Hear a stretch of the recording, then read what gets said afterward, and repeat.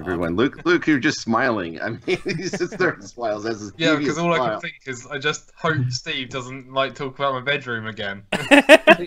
See, now you're just bringing it up. What about your bedroom? Yeah, now I've walked right into it, haven't I? I'm saying it's a lot cleaner. The good thing Yeah, is, I've been out. Actually, I just got the new Vauxhall Insignia, same as what Darren's got. So I've been out driving that all day. So, yeah. the best thing is if you guys talk, everyone is shown who actually talks, but I'm only shown when I press the button. Very smart. So, okay, guys. Some messages in the chat. Andrew Boughton says, "Hello, Mr. D." Hi, Andy. Andy. All right.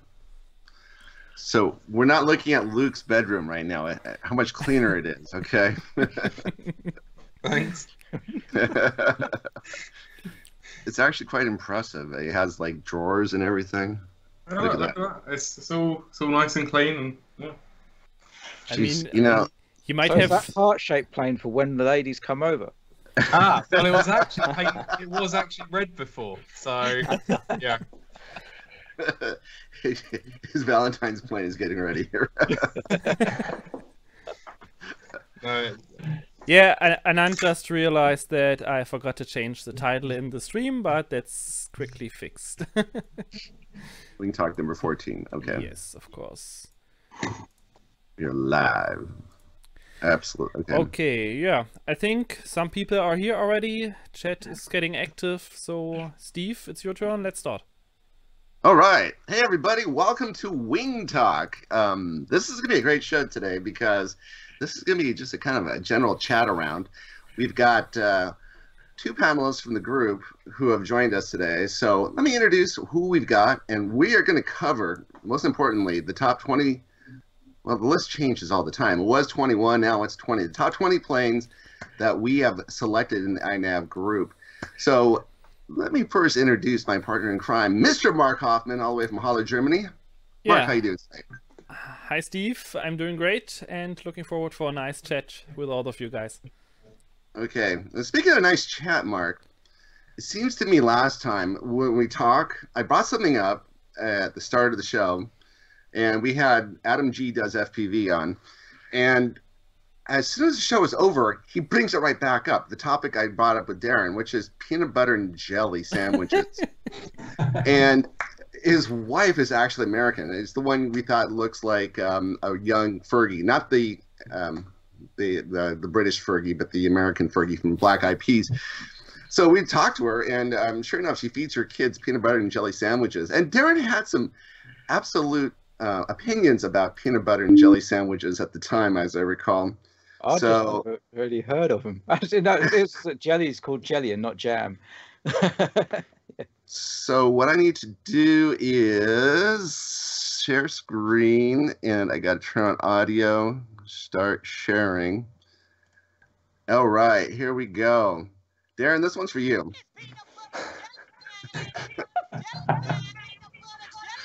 Where you at? Where you at? Where you at? Where you at? There we go. There we go. There we go. So that just makes it even more confusing because it's a banana. What's that got to do with peanut butters and jam? And I gotta. Is the share screen off? No. Still peanut butter jelly time. We're still in peanut butter jellies time. All right, let's see.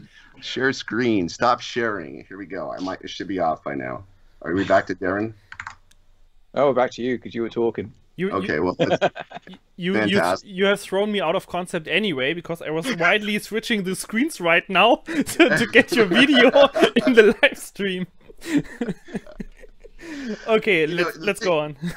The thing is like Darren's like the nicest, most mild-mannered guy in the world, and there's a term called ugly American, and things like peanut butter and jelly sandwiches just scare you, just come rubbed the wrong way.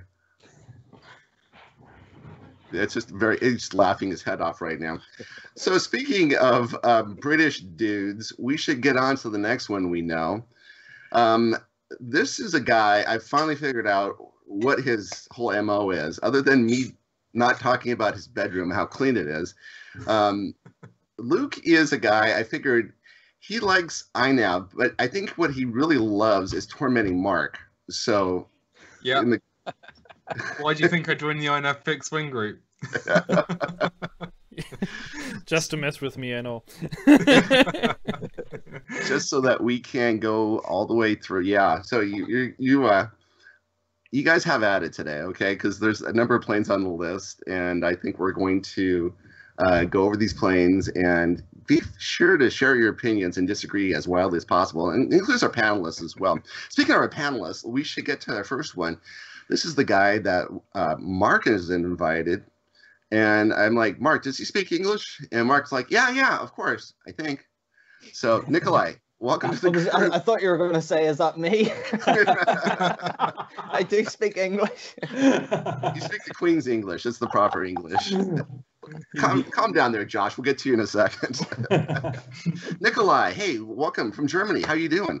Hi, I'm doing great. Thank you very much. Fantastic. So you are new to the group. We were talking about the planes. You have the Blackwing. That's one of the planes I actually love as well. And we're going to go down this list. And what this is a shopping list for you. So be sure to ask questions as we go along and add in whatever comments you'd like to make about it as well.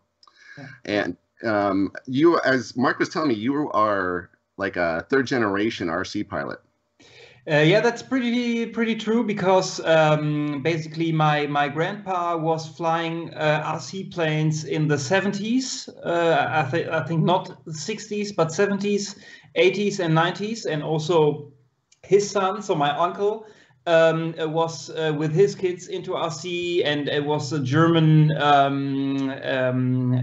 what's the word, German champion, basically, in a couple of different disciplines, from electric gliders to those gliders that you just pull into the air. So one of my earliest memories is being maybe 7 to 8 years old, and being in this basement, which was full of planes and full of machines, and you could smell the wood and the glue, and that was basically something that really influenced me, but it really started after a long time. So I flew my first planes at some point in the 80s, so 86, 87. With no trainer mode at that, but grandpa being behind you and trying to grab the remote control at any time if you're fucking it up, basically.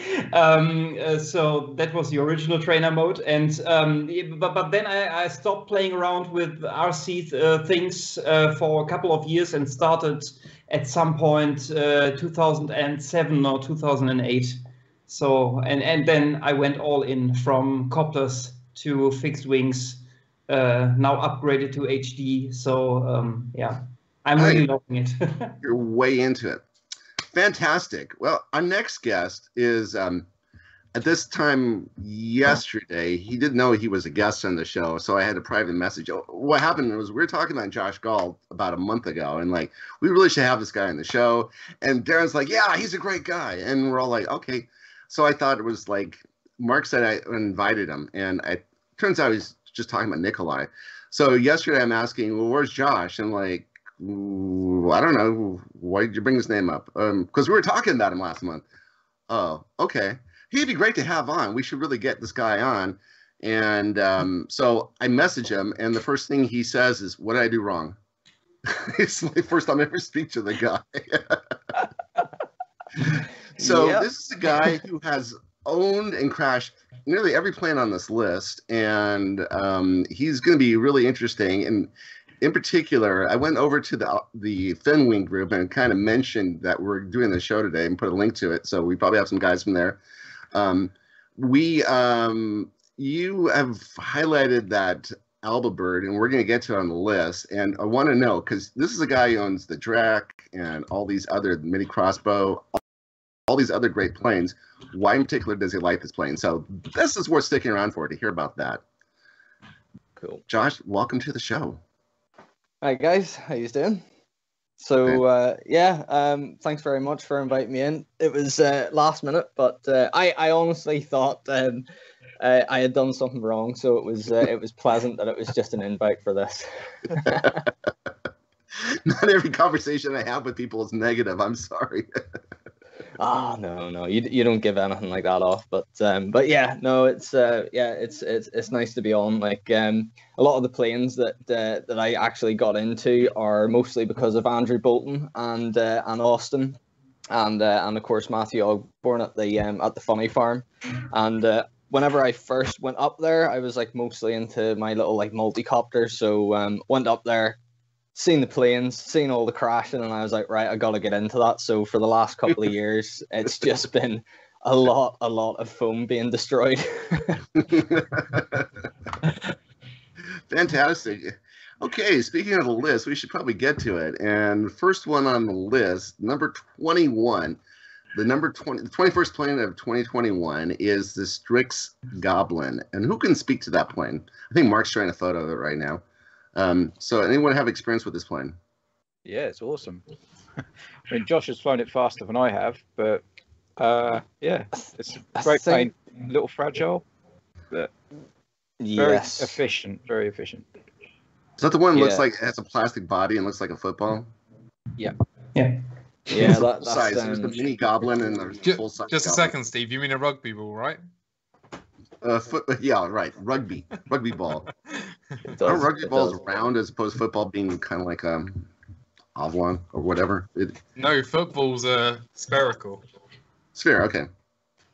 Yeah, the only problem with the Goblin is it's definitely not as tough as a football or a rugby ball. I'm actually on I think number 3 or number 4. I've had lots of these, and it was actually, believe it or not, was my very first fixed wing was a Strix Goblin, and it's a fantastic plane. It just it's let down a little bit by how hard it can come in whenever it's landing, and I say it just turns a little bit, and it usually like rips the elevon off, or it rips the wing joiners sometimes go. But I always tell people whenever they're building one, just make sure you tape up like around the the wing root, and that kind of helps it stay together whenever you crash it. But fantastic plane. It is probably the most efficient thing that you will get on wings. It's incredible.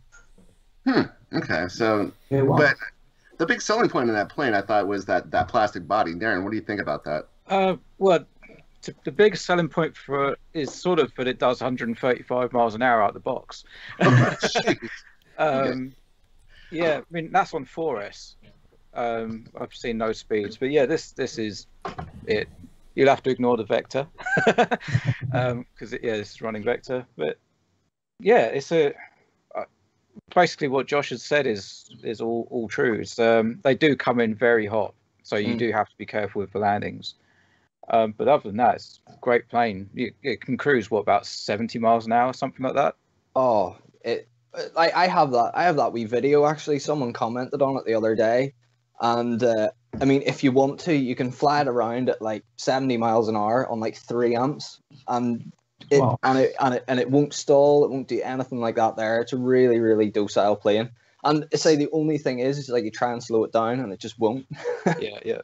See, the problem right now is Luke is sitting on the side and he's having dinner, and hey, it's only a drink. I finished the sandwiches a few minutes ago.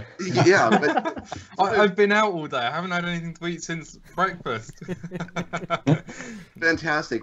We're talking your language here. This is, these guys are talking about 135 miles an hour like something fast, and that's your wake-up speed, isn't it? Yeah, it's just, a bit unrelatable, really. I'm not sure I've flown that slow.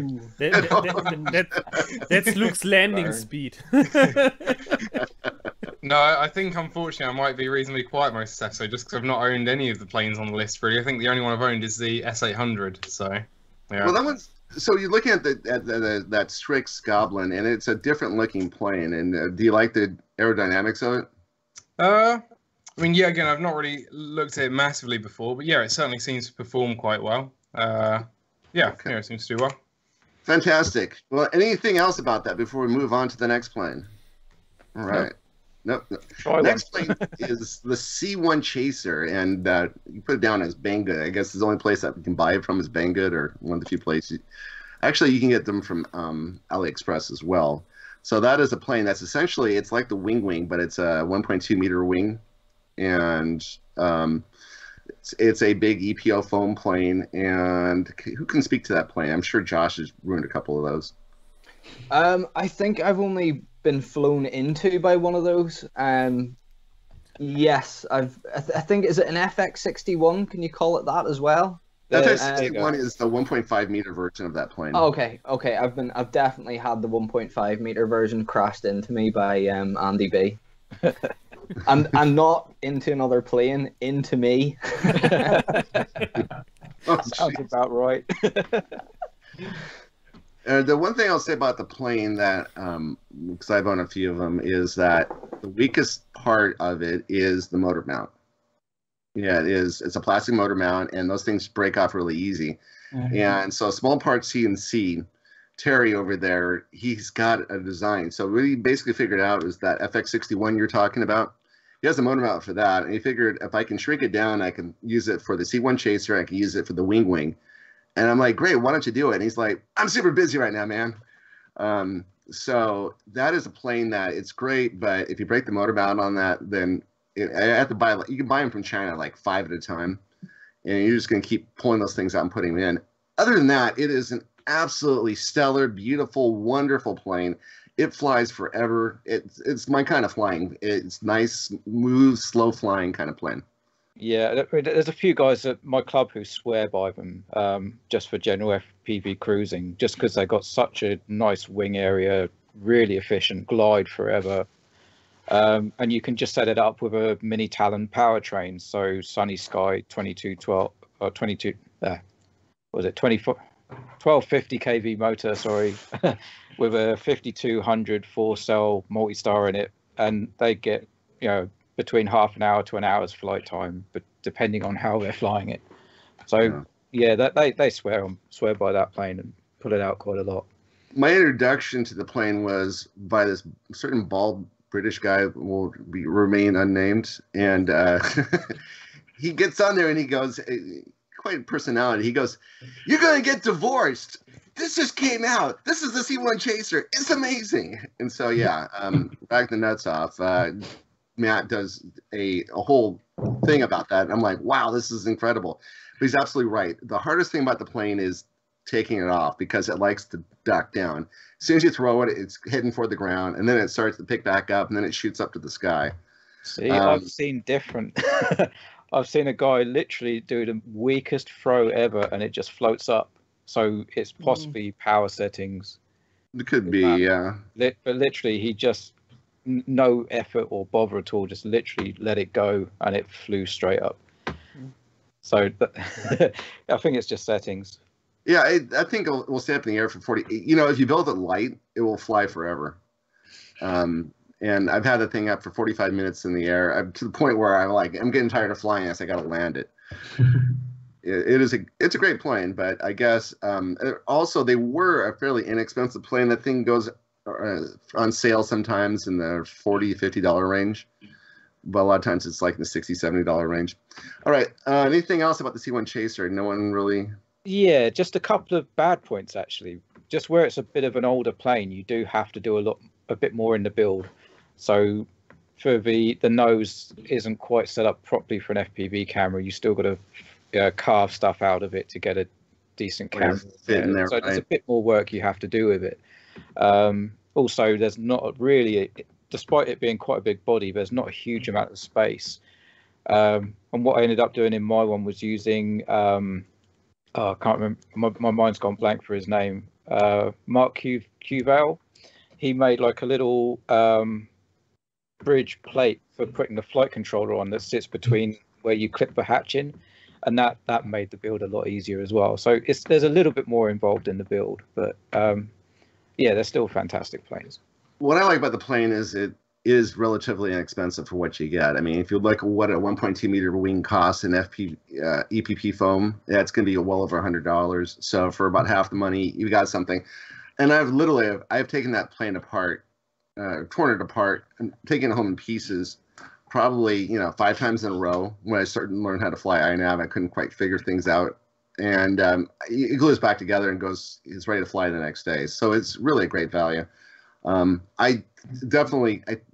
It was almost not on the list. I think it should be higher on the list. It's really, Darren, you're right. It is a hard plane to build.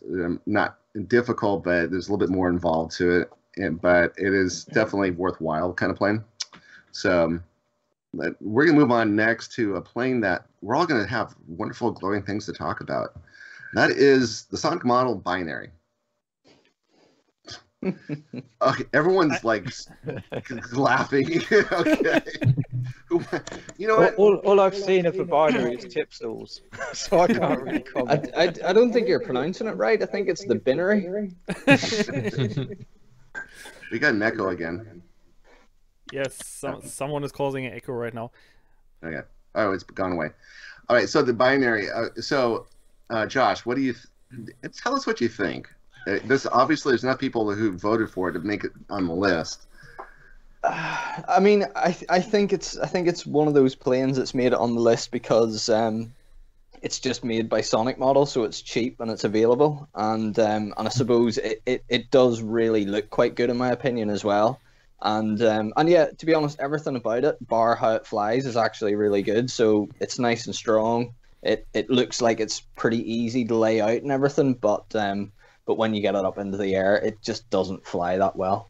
For me, I seen all the tip stalling and everything, and that was just with the typical like 5200, couple of 22-16s. You've basically the PMP, but it didn't seem to fly that well. But I haven't owned one myself, and I don't think I would. We had a conversation with a guy about 6 months ago. So it was Darren, Mark, and myself, and it was a guy who was formerly at Sonic Model, and it was like I'm talking to them at midnight, and these guys are waking up at 7 in the morning, and we're starting to have a conversation with him, and the guy starts talking, and then like 45 minutes later, he's still talking. And it was just kind of like he didn't really say much. He's spoken themes. He's no longer with the company, so I can say this, but the one thing he said was, I'm the guy who created the Sonic Model Binary. That was my baby. I'm like, okay, we won't say anything about it then. No. I mean, yeah. Okay, Mark's to defend it. Yeah, I know the binary has some bad habits for some people and it tends to stall. That's absolutely true.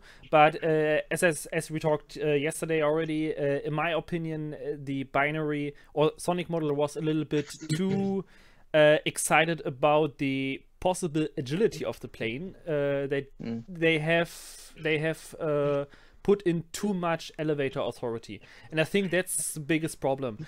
If you die down the elevator reflex or the elevator deflection, so you don't have too much authority on your pitch axis, it won't stall at all, because if you pull up too hard, it just will stall at any speed. It doesn't matter what. But that's not the only plane that can do that. I have seen that on many other planes with elevator or with dedicated elevator too. I agree with Mark there. I think any plane will stall if you pull hard enough on the stick. If it has enough elevator authority to do it, and if not, it just means it'll snap the wings first. Other than that, obviously, there's another side of it, which is tip stalling. So how much does it unilaterally stall? How does it drop a wing when it does it? But I think most of the time, I fly quite a lot of planes at tip stall, and I just try and keep the speed up, and I tend to find it's not a problem. But I also see that some people don't want to have to worry about that kind of thing. So I suppose I was going to say, like, in response to that, it could depend on your flying field. I know for us, like, we've got a lot of trees surrounding us, and you do quite often have to come in quite slow and quite tight. And that sort of plane doesn't sort of tend to lend itself very well to our field. And I'm just talking if you compare it to like Mini Talon, which is perfectly capable of those sort of things. Yeah, turning slow and tight is the worst situation for a tip stall. So yeah, definitely. Someone mentioned before that the ring, also in the chat, that the rings are too small for that plane. A friend of mine, he flies that thing with 15,000 milliamp hours lithium ion packs. He does really long range on a very heavy setup, and his setup is completely stable. He has no issues. He has pen and tilt on that. This thing can fly for 2 hours or so, and he does really serious long range stuff with that plane, and he never had any issues. So it can carry that batteries. It's really, it needs to be dialed in properly to not over control it. I just kind of feel like that plane kind of needs to be redesigned. Sonic Model usually comes out with really fantastic stuff, and this is one that they can probably go back and redo if they listen to what people say and kind of create a binary 2 or something like that. Because I like the concept. I mean, I love the Alba Bird, and this could be a fantastic plane. It's just they just didn't quite get it right with that. That's just my opinion. But moving on now, we're going to get on to the next one, which is another Sonic Model plane. This one's the Nano Sky Hunter. Darren, what do you think? Anything about that? The closest I've got is the Sky Hunter Racing, and I've not finished that yet, so I can't really comment. It's one of those planes where I've heard it's either the micro or the nano tipstall. I think it's the micro, but the nano is supposed to be okay. But it's not really something I have experience with. But it looks cool. Yeah, it's a cool plane. Josh, you had any experience with the plane? I think I've only flown the Sky Hunter Racing. So I would guess that the Nano is slightly bigger than that, is it? I think they're the same size, but yeah, one of them's black EPP and the other one's EPO. Yeah, looking at the that went for a tunnel, so that's a winner. Looking at the looking at the picture, these are really absolutely the same planes. It's just the different color in this case. Oh, okay. I think they are identical. Yeah, well, I have flown it. To be honest, it kind of flies like a Sky Hunter for me. Well, the smaller ones, they all tend to be a bit waggy on the on the roll axis. Yeah, we had Andrew Newton on, and he said that this plane in particular is just a great zip around the park kind of plane with your buddies. So we're missing somebody who left. Luke's gone. There he is. Back. So he said that it was a good zip around the park kind of plane. It's not really a fantastic.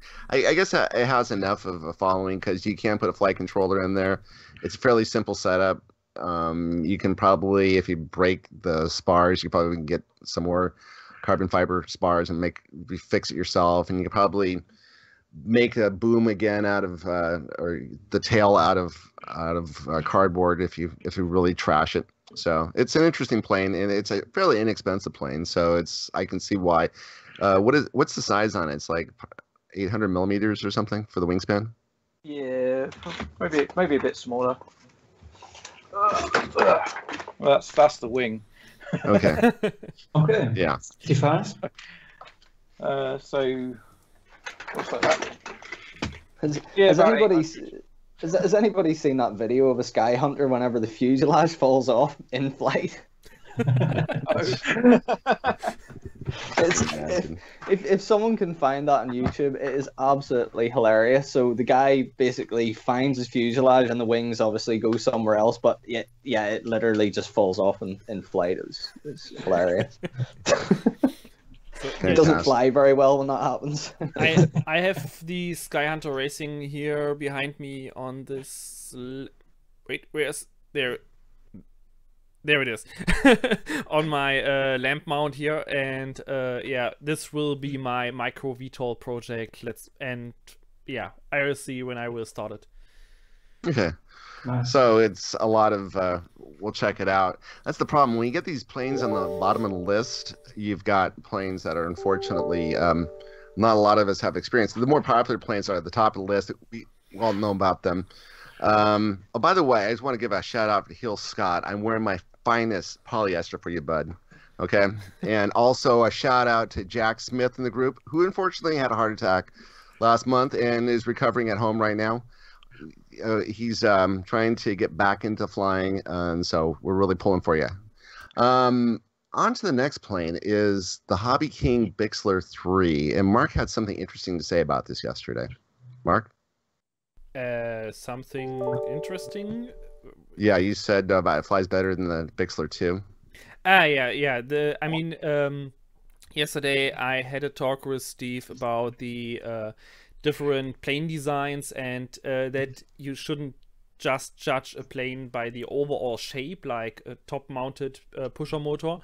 And then I also thought that the Bixler 3, for example, is made as a, let's say, slow flyer. You can fly it very slow in tight areas, while the Bixler 2, on the other hand, even although it's the same design, is much faster, or needs to be much faster to fly stable. So Bixler 3, in my opinion, is the better plane for beginners than a Bixler 2, for example.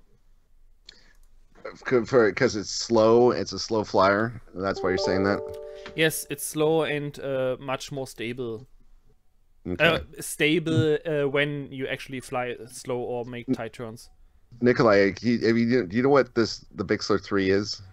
Yeah, I just looked it up, to be very honest, because I have no experience on that one, but it looks like a nice park flyer, more or less, right, Mark? Or yeah, pretty much. So you can, it's very agile. You can make tight turns, and it's really stable without any issues or risk of critical stalling behavior. cool. A friend of mine, he has one. He has the Bixler 2 and the Bixler 3. A workmate from mine, and yeah, he likes the Bixler 3 much more because it's just slower. And I mean, he is 65 now, and he needs his time to control the plane. Oh, okay, that's what that's about. So yeah, if you're looking at Nikolai, if you're looking at planes, this one is actually, a lot of people have had success with the Bixler 3 in the group as their first INAV plane. Ah, cool. Yeah, it is a good plane because it has a rudder, it has ailerons, I should say, and so it's a full 5-channel. You know, you need to use all 5 channels to get the thing flying, as opposed to a 3-channel with a flying wing. Yeah. So this might be a good plane for you if you want something that is smooth and stable. Of course, I'm going to talk up the Bixler too, because I absolutely disagree with Mark. And unfortunately, the only one, Luke's not disagreeing much today, but he'll get into it a little bit later. Yeah, I mean, on. I can disagree with loads of stuff if you want me to. I can start rolling them out. I mean, Actually, I mean, I'll take this time to dispel something that I did notice being talked about in the chat, which was someone said about it again about the binary not having enough wing area. And yeah, obviously, having more wing area will allow you to slow down more, but it also cause more parasitic drag and that kind of thing, taking out the top of your speed range. Mhm. So when you change the wing area, all it does is move your speed range around. So obviously, depending on what you're designing the plane for, some people might say you actually want less wing area on the binary. Obviously, I mean, you'd have to land it at an even higher speed, but for some people, that's what you want. It's more about a kind of personal preferencing. So I don't really think that's like bad design, more just. I mean, I absolutely agree here. Don't get me wrong. For myself, No, Mark, you're not allowed to agree. We have to disagree. Not this time, Luke.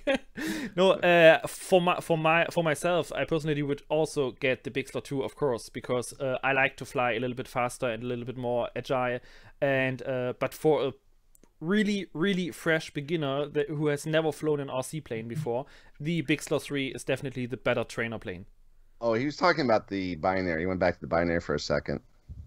Yeah, I was talking about the binary. Yeah, okay. Still applies, though. I mean, speaking of wing, we switched to wing area from the Bixler topic. That's what I mean. Yeah, okay, so we'll the binary. I mean, there are definite binary fans out there, so respect for them. I just want to make it clear, I'm not a binary fan. I've not owned the plane. But I just, the whole wing area thing. Yeah. Some people swear by that plane. They absolutely love it. And, like, what are you talking about? You're crazy. This is a great plane. So, and then a lot of people end up buying it, crashing it, and buying an Alba Bird kit and putting the guts into it and being happy with that. So, I don't know. But back to the Bixler 3, we've kind of said that's your, we're talking about making a list of like good first planes in the group. Bixle 3 is absolutely on the list as a great first plane for, you know, what I've seen people with success.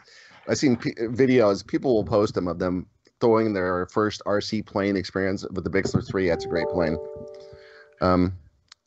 Just while we're on the Bixle 3, Andy Bolton's made a point in the chat that the wing joint isn't as strong on the Bixle 3 as it is on the Bixle 2. So if you're new and obviously you're not throwing it around the sky, it doesn't really make such a difference. But if you're a bit more progressive and want to fly it a bit more aggressively, then that's going to make quite a big difference. And he probably has 10 Bixle 2s a year. So he sort of knows what he's talking about with the Bixlers.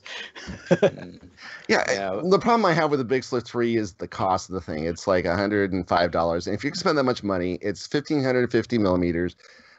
For the same amount of money, you get an extra 50 millimeters with the Volantix Ranger 1600, and that's a hell of a plane. So that's kind of where I'm at. You know, I would not go backwards to get a Bixle 3, even though I do love the Bixle 2. That is like one of my favorite planes. So when we get to it, I'll show you some videos of it. But absolutely, the Bixle 3, you know, respect for it.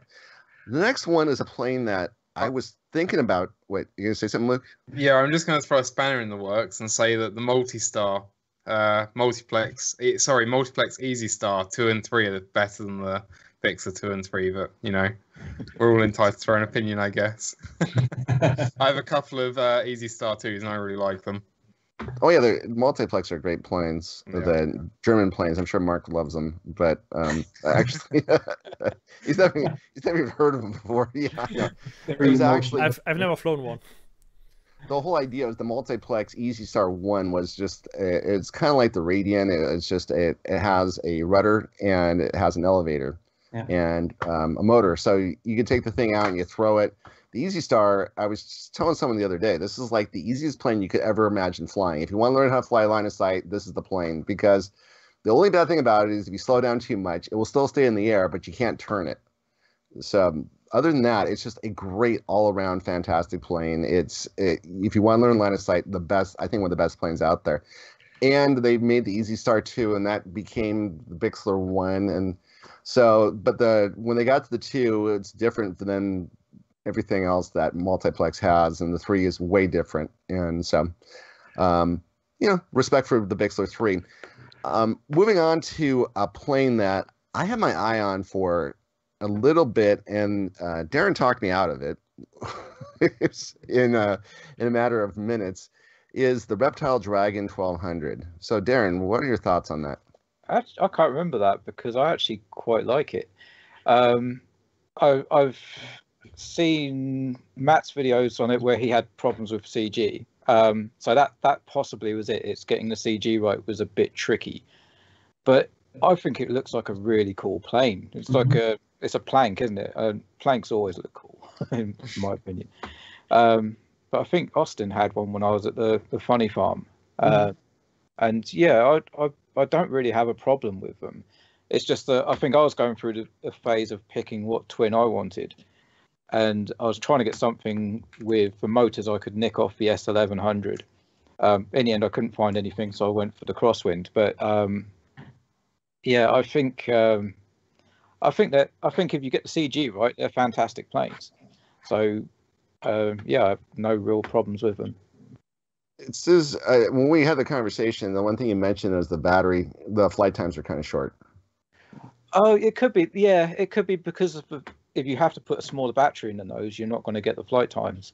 So right. it could have been that. But yeah, I still think they're a pretty good plane, though. They go on sale all the time, too, so they're fairly inexpensive. Plus, you can put your quad motors. We get a lot of quad crossover guys. If you have 3 motors sitting around and you can't build another quad from it, you use 2 of them on this plane, you'll be happy. And have one for spare. Josh, what do you think about this plane? Yeah, I really like the Dragon. As Darren was saying, Austin does have one. And I would say that the only issue is that they've made it so aerodynamic and so like nice and squashed down. It means that you can't get, you know, a big battery underneath the wing spar.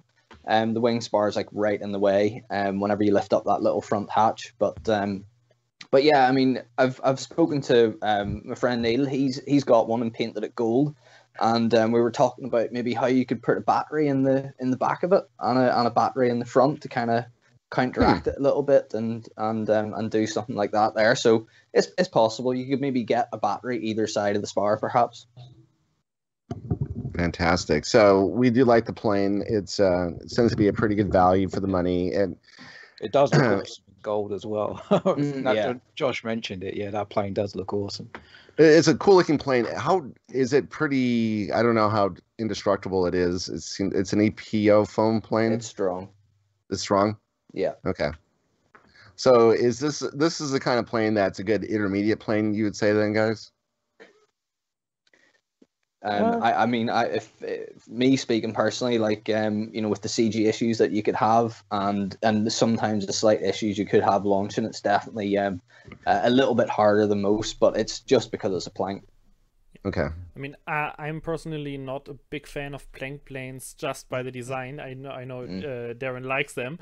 I always have a feeling that I would get the Dragon. I put it in, and I take it out to the field, and then I make it ready to fly. I look at the tail and say, "Shit, I forgot something at home." it just looks strange without an elevator. Wait, Luke, have you seen this plane before? I have seen it. I don't like planks. No plane should be a plank. It's inefficient by design. But yeah. Luke, something is wrong. We agree too much today. Yeah. The problem with a plank is without having wing sweep, you're now the distance the elevator is back from the CG is too close. You're having to affect more airflow rather than having a little effect out back. So for that little effect, you get a lot less drag than you do a massive effect really close to the CG. But yeah, What do you think? You like but it doesn't look cool. I know that is the problem. But it's not even a real plank. It's got a fuselage. Come on. planks have fuselages. Yeah, I guess. I don't know. I did build a flight test Goblin. And that was pretty good, just as like a beta kind of plane. So, yeah. Okay. One more time, Nikolai. What do you think? Have you seen this plane before? I've seen it before. I think, but I can't remember which YouTube channel it was. Guy used it. I've never flown a plane like this, so I can't add any personal expertise here, to be very honest. But I really love to got myself a twin motor at some point in time. So Yeah, they sound cool, don't they? yeah. The idea about the twin motors is that you have to have the motors counter-rotating, the props counter-rotating to each other so that they turn in on each other. And then they could do something called differential thrust. And, I bet you Luke can go on for 20 minutes about differential thrust and how it does. Oh, you know it. Does it work? Is it worth its time to do that? Because it is a feature in INAV, differential thrust. I'm not. No, not even getting into it. I think he's a big no for the differential thrust idea. He's just No, I'm not a no. I'm just, you have to know what you're doing. It has to be used for the right things.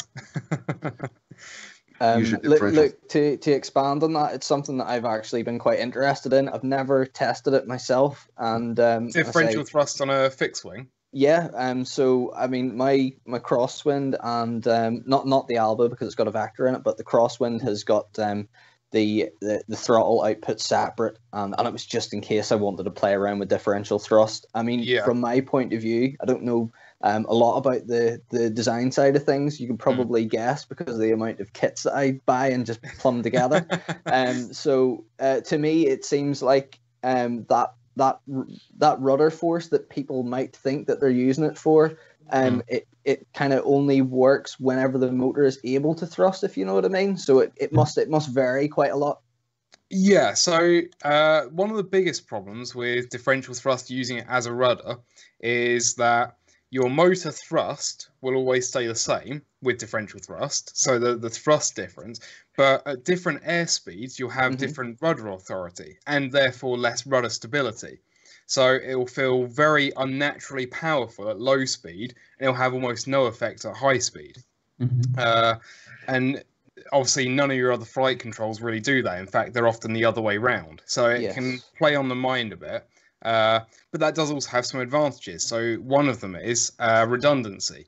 If you have exactly the right size of vertical surface area, and therefore your stability, and the right distance of the motor out on the wing, you can have a situation where if you fly below a certain speed, you can account for rudder servo failing, and therefore you've got full right rudder, but you have enough power with the differential thrust to counteract it.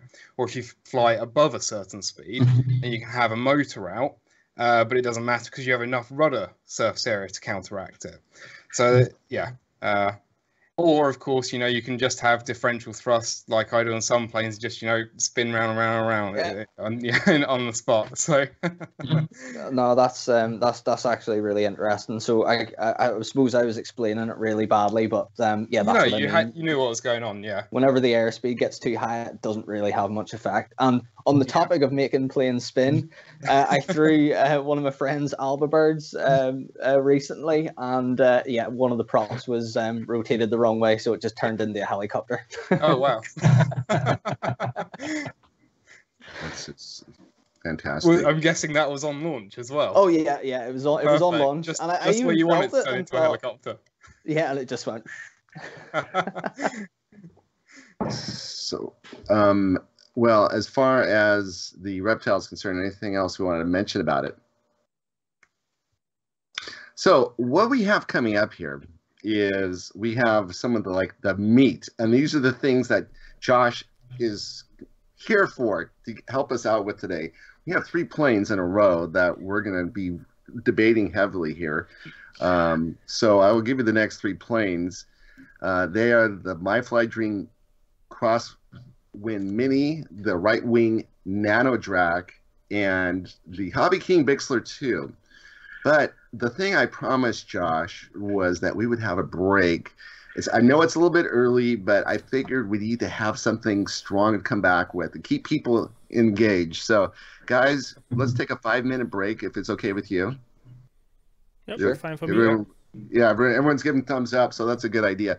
So we're going to pause the stream for 5 minutes here, and we'll come back.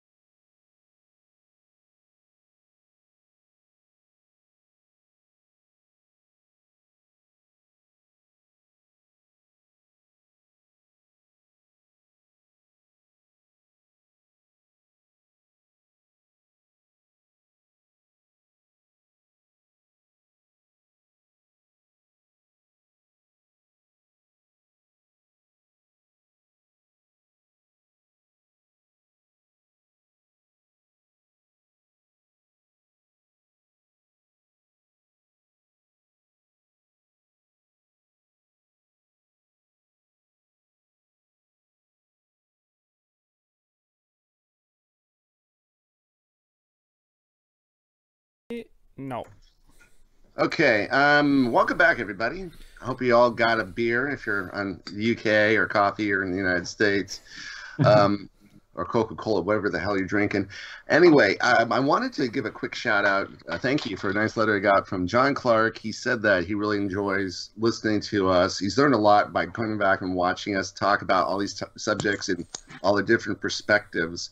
So on this next plane, I think we're going to get a lot of different perspective on it. And I've already alluded to it a little bit. Darren had an S1100, the Reptile S1100, had some CG issues with it, I believe, and decided he wanted to take the motors off of it and put it onto something else.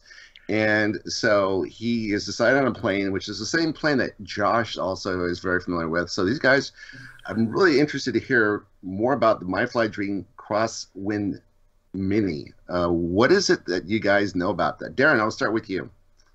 Why did you get it? I know, but I got one in a box right there. And that's about all I know at the moment, other than Josh has got one and it looks absolutely awesome. But yeah, the main reason I got one was because of seeing Josh's and the fact that it can stay in the box when you're not using it, so it's nice and safe. But yeah, the components all look top quality, so I'm really looking forward to building it. We had Archangel Nikolai on a few months ago, and is that my microphone that's doing that? Might be, yes. Echo. Let me turn the volume down. When it's near the screen, it might do. Yeah. I think that echo comes from Nikolai at the moment. Oh, sorry. If he's not talking. To mute myself. Yeah, no problem. Okay. I'm still hearing the echo. Anyway, we had Nikolai on, another Nikolai from Archangel, and he was talking all about this plane and how much he loves it. So, Josh, why? I noticed you love this plane, but also you love the Albabird, and so I know we're going to talk about the Albabird a little bit later. But why do you love this plane so much? Yeah, so actually, it's one of the planes that is a bit like the Big Drac, in my opinion. I'm actually a little bit surprised it's on the list because it can be a bit of an outlay to actually get one in the air.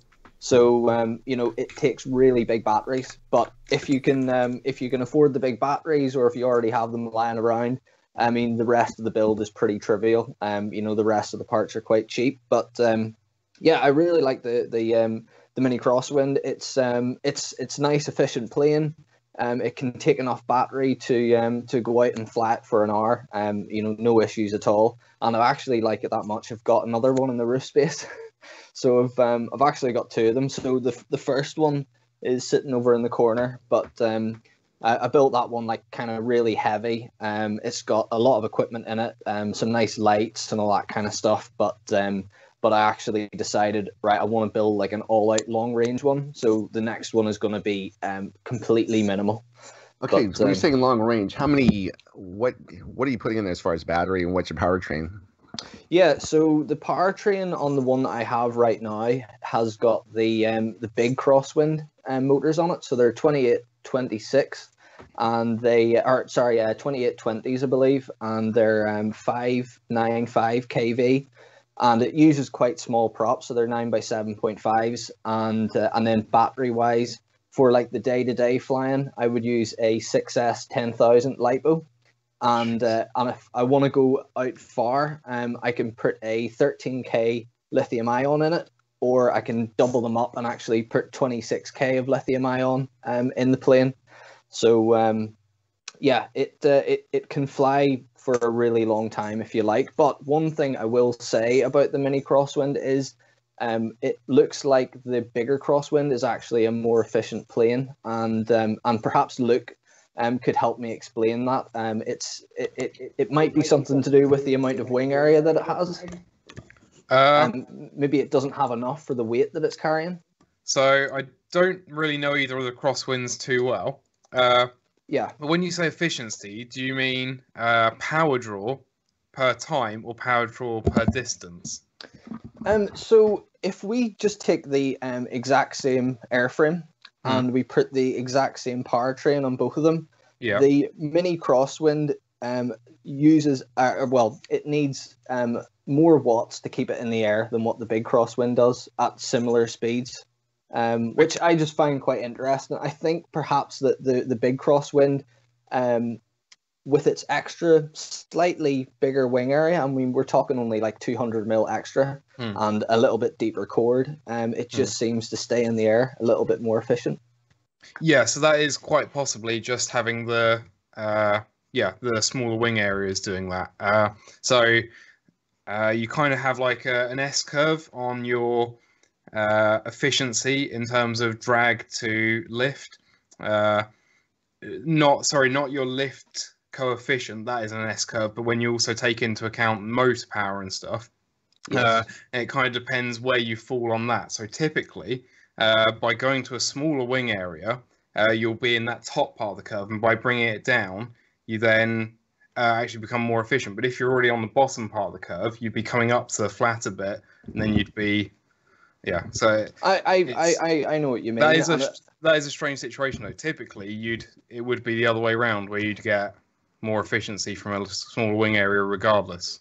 Well, I mean, you'll probably understand, and it's probably more the reason why I like the mini crosswind, and I have a couple of them, is that I like to do my long range quite fast. So the mini crosswind can definitely fly faster with less amps. But if you're talking about all out cruising for long range, people might be a little bit disappointed with the mini crosswind. But if you're like me and you want to just fly it, full throttle or fly it at like 60, 70 miles an hour all the time, it's perfect for that.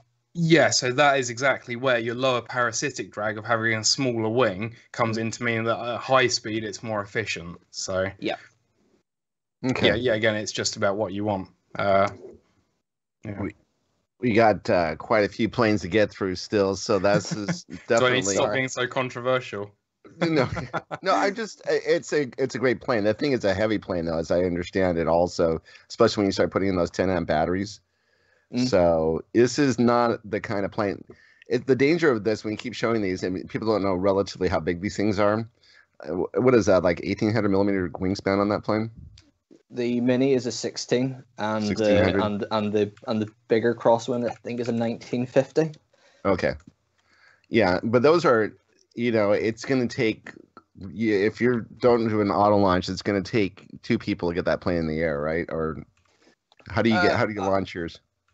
I mean, I've actually got like freakishly big hands, so I'm able to get the fuselage, and I don't use auto launch. I just throw it. But But sure, for most people, it's got to be a two-handed job to get it up in the air. That's what I've seen a lot of, the two-handed job. It's a great plane. I mean, people who have had that plane love this plane, and so it's great to see it on the list. That's definitely a step-up plane. That's if you're into like your fourth or fifth plane and you want something that's really a challenge, it's a great plane to get. I'm looking forward to seeing what Darren's going to do with the plane. Because I am a very big fan of the crosswinds as well. I think they're an improvement over a design that I liked and based my long-range FPV plane on, the Twin Star, and then that became the My Fly Dream, whatever they called it, and then the Crosswind. Really good. That was the Twin Star. That was the Multiplex Twin Star? What was that? Multiplex Twin Star, that came out like 1990 something, I think. Yeah, it was like one of my first FPV planes. And then My Fly Dream took it and made that their MFD something. Yes, I can't remember, but and then they made the Crosswind. All great. So fantastic. You were 10 when that plane came out, Josh. That was, Luke. Yeah, it's been around. So you've had that plane for quite a while. It is a great plane and a beautiful plane. The next plane on the list is one that Josh don't go too far away, because this is definitely right up your alley here. It is the right wing Nano Drac. Yeah, I mean, I've owned the Nano Drac, but I didn't actually fly it. I actually sold it on. But if we want to talk about mini Dracs, I'm all over that, because I've had a couple of those, and I've actually got one here on the desk with me. But I mean, I can come back to it whenever we talk about mini Dracs if you like, because I'm sure other people have owned Nanos. Has anyone here flown a Nano Drac? Okay, I've seen them before. David Story out of San Diego. He's part of a group. So like 10 of these guys bought these Nano Dracs, and built them, and he just loves this plane. So the people who are into it are absolutely into it. It is a difficult build, though, right? Mm. They're all a bit tricky. Yeah. So that one is going to take you. Excuse me. It's going to take you a little while to get, up and running, and it's ask for help if you get stuck along the way. But people who've had this plane love it. It's pretty indestructible as well. It's a pretty solid little plane. Oh, and it's a small plane too. Yeah. Okay. So we don't have a lot to say about it. Unfortunately, we're going to talk about other drag planes here in a minute, but let's move on because we don't really have a lot to say about it. Oops. Ooh, whoa. Wait, Nikolai, what are you doing? Isn't the ZOE Talon GT the next plane? Talon GT. Unfortunately, that one's off the list, I think, right? Yeah, you can't buy it as a kit, so it was disqualified. Oh, damn. It will be on our next poll. I have it here. Just give me a call. Okay, so maybe we should talk about this for a second since we brought it up. Nikolai, thank you for segueing into this. What happened to our list? Okay, what we discovered is that a lot of these planes are no longer being offered as kits anymore. And so why did I bring up kits in the first place? Long story short, I feel it's important that kits, if you're into this hobby, if we're going to spend the time putting the flight controller together, and if you really can sit there and start thinking about all the other parts that you put together on a plane, so think about the servos and all that other stuff, you might as well buy a kit and make it exactly the way you want to. And for example, the AR wing, that plane, I've seen so many different motors go on that plane. There's so much versatility. You can absolutely make it your own plane, and that's the beauty of it. But Mark had a point about PMP planes. What's your point on PMP planes, Mark? Yeah, I mean, a lot of the PNP planes have sometimes very crappy parts, but sometimes also very high quality parts. I mean, the the AR wing, the older generation of the AR wing is one of the first ones, so the motor is absolute crap. That should be replaced right away. These servos, on the other hand, they are not the best from the specs, from the speed, from the precision, but they work, and they work reliably. I have still, I've just given away my first AR wing I ever had with my long range setup, and these servos were working fine for 3 years. Never had any issue with them, and yeah, sometimes it's really helpful just to have some parts ready. And if you take a plane like the ZOHD planes, I think there's nothing wrong with the servos at all. They have good Metal Gear servos. They are loud, absolutely. So they don't sound very high quality, but they are precise, they are fast. So also there, I don't see a point why I should buy a kit and then put different servos in it. Yeah. And if you really want to have different servos for a specific purpose, I think the price difference between the kit and the PNP version, by what parts you get with it, it's worth to just keep them as a spare. So just remove the parts, put it aside, and keep it as spare parts. I mean, not sure if Bonafide Pirate is still watching right now, and I think he will agree to me when I say buying the AR Pro as a kit is like a crime, because just to get the servo with that ring is worth to buy the PNP version, in my opinion, because we can't buy them separately yet. I tend to agree as well, but almost for a different reason, which is that a lot of people only, they buy the kit and then they go ahead and put the same bad components in it. So if you're going to do that, you may as well just get the PMP and save, the £10 or whatever it is on their bulk discount. So, right. So as long as we're talking about that, Luke was the one who made the point, and that's a good point. If you're going to build something, you might as well put better quality components into it. Otherwise, just buy the PMP. You're going to save yourself a lot of time. And so what we're going to do is we're going to have a separate survey for just PMP planes.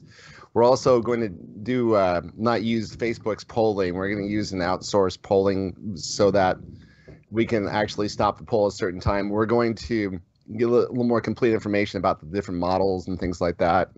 Some people like, for example, someone said Volantic 1600. Well, there's two different planes in the 1600, so we think you meant the Ranger, but that's what it is. Let's move on now to our next plane, which is oh, I'm not saying this. The Hobby King Bixler 2. Yeah, baby, that's my plane. I love it. Now we're talking. All right. So, who wants to talk about the Bixler 2 before I get going? I love the Bixler. It's one plane that's crashed into more of my planes and crashed into me more than anything else. And yeah, I have one as well. Brilliant plane. You like it? So what do you like about it? It's like a better version of the AXN floater jet. So it's just really tough, and it just flies really well. If you want to just have, I mean, personally, like I know people put INAV in them and fly them around with FPV, but glider type planes like that, I just really like flying them line of sight. I could just fly them all day. They're fantastic. Okay, so my experience with the Bixler 2 is like I've owned this plane for a number of years. I've had it as a line of sight plane, and I've loved it as a line of sight plane. Then I built one as an FPV plane and drove it into the ground. And so recently I came back to it, and this time I really took my time and I thought it through how I would build it. I learned from my mistakes, which is you don't want to put the flight controller or any of the stuff on the hatch or the canopy. You just keep it all inside, keep all your electronics inside, because you want to keep all your gear away from everything as possible so that you can just quickly add a battery and start flying that plane. That is, without a doubt, I was going to show some video of it. We had like a perfect day yesterday. I went out to Long Beach, flew over. You can see Catalina and everything. I will say this about the plane. One of my friends has a actual Cessna 182. So that's one with the retractable landing gear. And for whatever reason, we're flying out to Palm Springs one time, and he's like, you take over, you fly the plane. I'm just going to sit there. I have to answer some text messages. So I pretty much flew the plane all the way out to Palm Springs.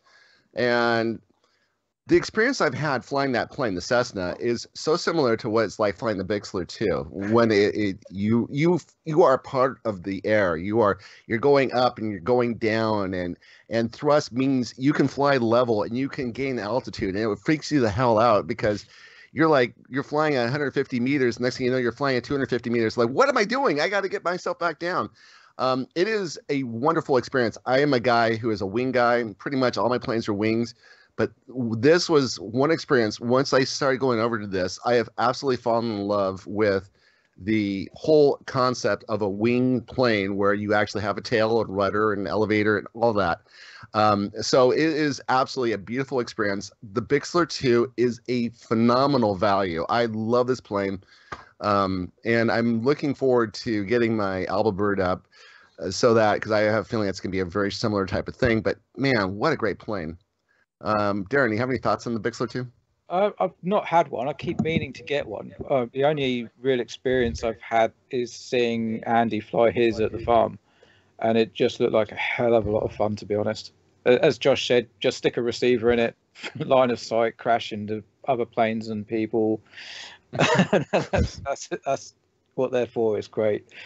And if you want to watch how good they are going around the sky, as long as they're consenting and stuff, crashing into other people really is the most fun you can have in RC. It's just I mean, crashing into other people that aren't consenting is probably still fun, but it just immediately becomes not fun. Yeah, that's the one thing I'll say is that I did a write-up on the plane, the Bixler 2, and one of my big things was I took two dowels and I put it in the back of the top of the fuselage, and from that I was able to put the VTX and also the FPV camera, so you get this really nice view of the nose in the flight, and it became like one of my favorite mods of all time. I put it on the Alba Bird as well. I'm building a penguin right now, the fin wing penguin. I love it. So anyway, that's definitely check it out. It's on our website, the article about that. Anything else about the Bixler 2? No. Okay. I was going to say I'm putting the VAS laser tag kit on mine, so it's going to be awesome for that. Okay, so we're going to move on now to the Zeta Wing Z84. Wing Z84. You guys, any experience with that plane? Have you guys ever owned one? No. No. Oh, okay. I've owned. They're cool. Essentially it's a C1 chaser, but 800 millimeters. Yeah, getting stuff in the C1 chaser is a bit of a squeeze. So I never fancied the Z84. It's just a bit too small for me. I know people fly them, have great fun with them. Oh yeah. But just never really interested me. It's a cool little plane. So it's kind of like for example, Nikolai is into the Blackwing. So this is kind of around this a little bit larger version of the Blackwing. If whatever you can do to fit INAV into that, you can pretty much. The biggest problem is that the spar in the back kind of comes up in the middle and makes it difficult to put the flight controller. You either have to put it in front of it or behind it. And if you put it in front of it, you're talking about your batteries are kind of in the way. So what people often do is they build a shelf and put it on the top, forget the canopy, put it on the build a shelf on the top with the flight controller over the spar. So that's just one of the things. It's a $33 plane from Banggood, from Hobby King, Banggood, everywhere. Mark, you gonna say something? Yeah, I've just seen some flight videos of that one, but it seems to fly pretty nervous all the time. No matter what video I have seen, it's always jittering around, but it seems to be pretty fast, so and a lot of fun and very agile. So it's like a fast little racing ring. Yeah, I had one, and David Story saw it, and he's like, "What's that?" And so it's a Z84. So he buys one, and he tells me, "That's my favorite plane." So he's into small planes, and so he loves it. So I can see why there are a lot of people like that plane. I don't think it's a great first plane for people to buy, even though it's pretty solid kind of a plane. Let's keep moving on. I would say it's a great, intermediate plane. In the chat, some people have Z84s, and they seem to like it. Yeah, there's for $33 if you crash it, you can just take the guts out and put it into another one. You're not spending a lot of money on it. It's one of the best values out there. The Volantix Ranger 1600. This is what we think you meant as far as a plane is concerned. So, who has experience with the Volantix Ranger 1600? Josh? Oh, great plane. It was one of the ones that I got to FPV because one of my friends had one. FPV'd it for ages, and then I think I just crashed it once, and it was like the canopy or something came off and went through the prop, and to be honest, I just put it back together and just started flying at line of sight, and I actually preferred flying at line of sight, to be honest with you, as a kind of like an acrobatic and kind of tough glider. It's really good fun. Okay, so it's kind of like the Bixler 2, just a bigger version of it. Yeah, I mean, would I say it's stronger than the Bixler? I don't know. I just really like the I like both of them, to be honest, but the Ranger 1600 is nice. The only thing is like after you crash it a couple of times, the nose can get a bit crumpled up and kind of looks a bit rubbish, but from the design and the partial plastic fuselage and the size, for me it looks like a grown-up Bixler 3. Mm-hmm. So I really like the design, and maybe I will get one someday. Andrew Newton, that was the one he just absolutely loved. He was like, he put that in the top of the heap. And so if you look at the Bixler 2, it's 1,500 millimeters. The Bixler 3 is 1,550 millimeters. This is 1,600 millimeters. A little bit larger, a little bit more robust, but all around, I guess. Also, it's a plane that's set up for FPV, so you can put your gear in there. As Bixler 2, you're kind of working around trying to fit things in. So yeah, it's definitely one of the better planes out there. I'm glad it's on the list. Darren, anything to say about it? No, I mean, I've got the 2000, which is its bigger brother, but I've only really flown that sort of once, and then I'm just swapping out the flight controller at the moment, putting a pan and tilt on it. But yeah, it's I think the 1600 probably cuts through the wind better than the 2000. But yeah, they're nice planes. Nice. I've got one that's even less relevant. I have the ASW 28 from Volantex, which is the same platform, just 2.6 meter wingspan, and also really love it. Love doing line of sight aerobatics with it and stuff, and really, really durable.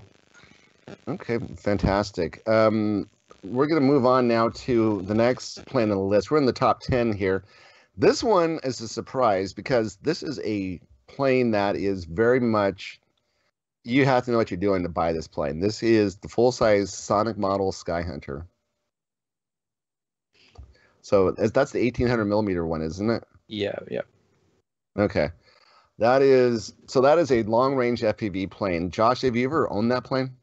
I've not owned one, but I have flown Andy Bolton's, and yeah, it's really awesome. It is far better than the mini Sky Hunter and the other smaller ones because it's just a really big, smooth platform. I think the only downside to it was I felt it was a little bit slow. So we're talking like cruising speeds of like 20 miles per hour. So it was, that's how fast we were flying at that day. But yeah, it didn't seem very fast. But yeah, big stable platform. I'm surprised it's on a kind of a beginner's list because it's a really big plane.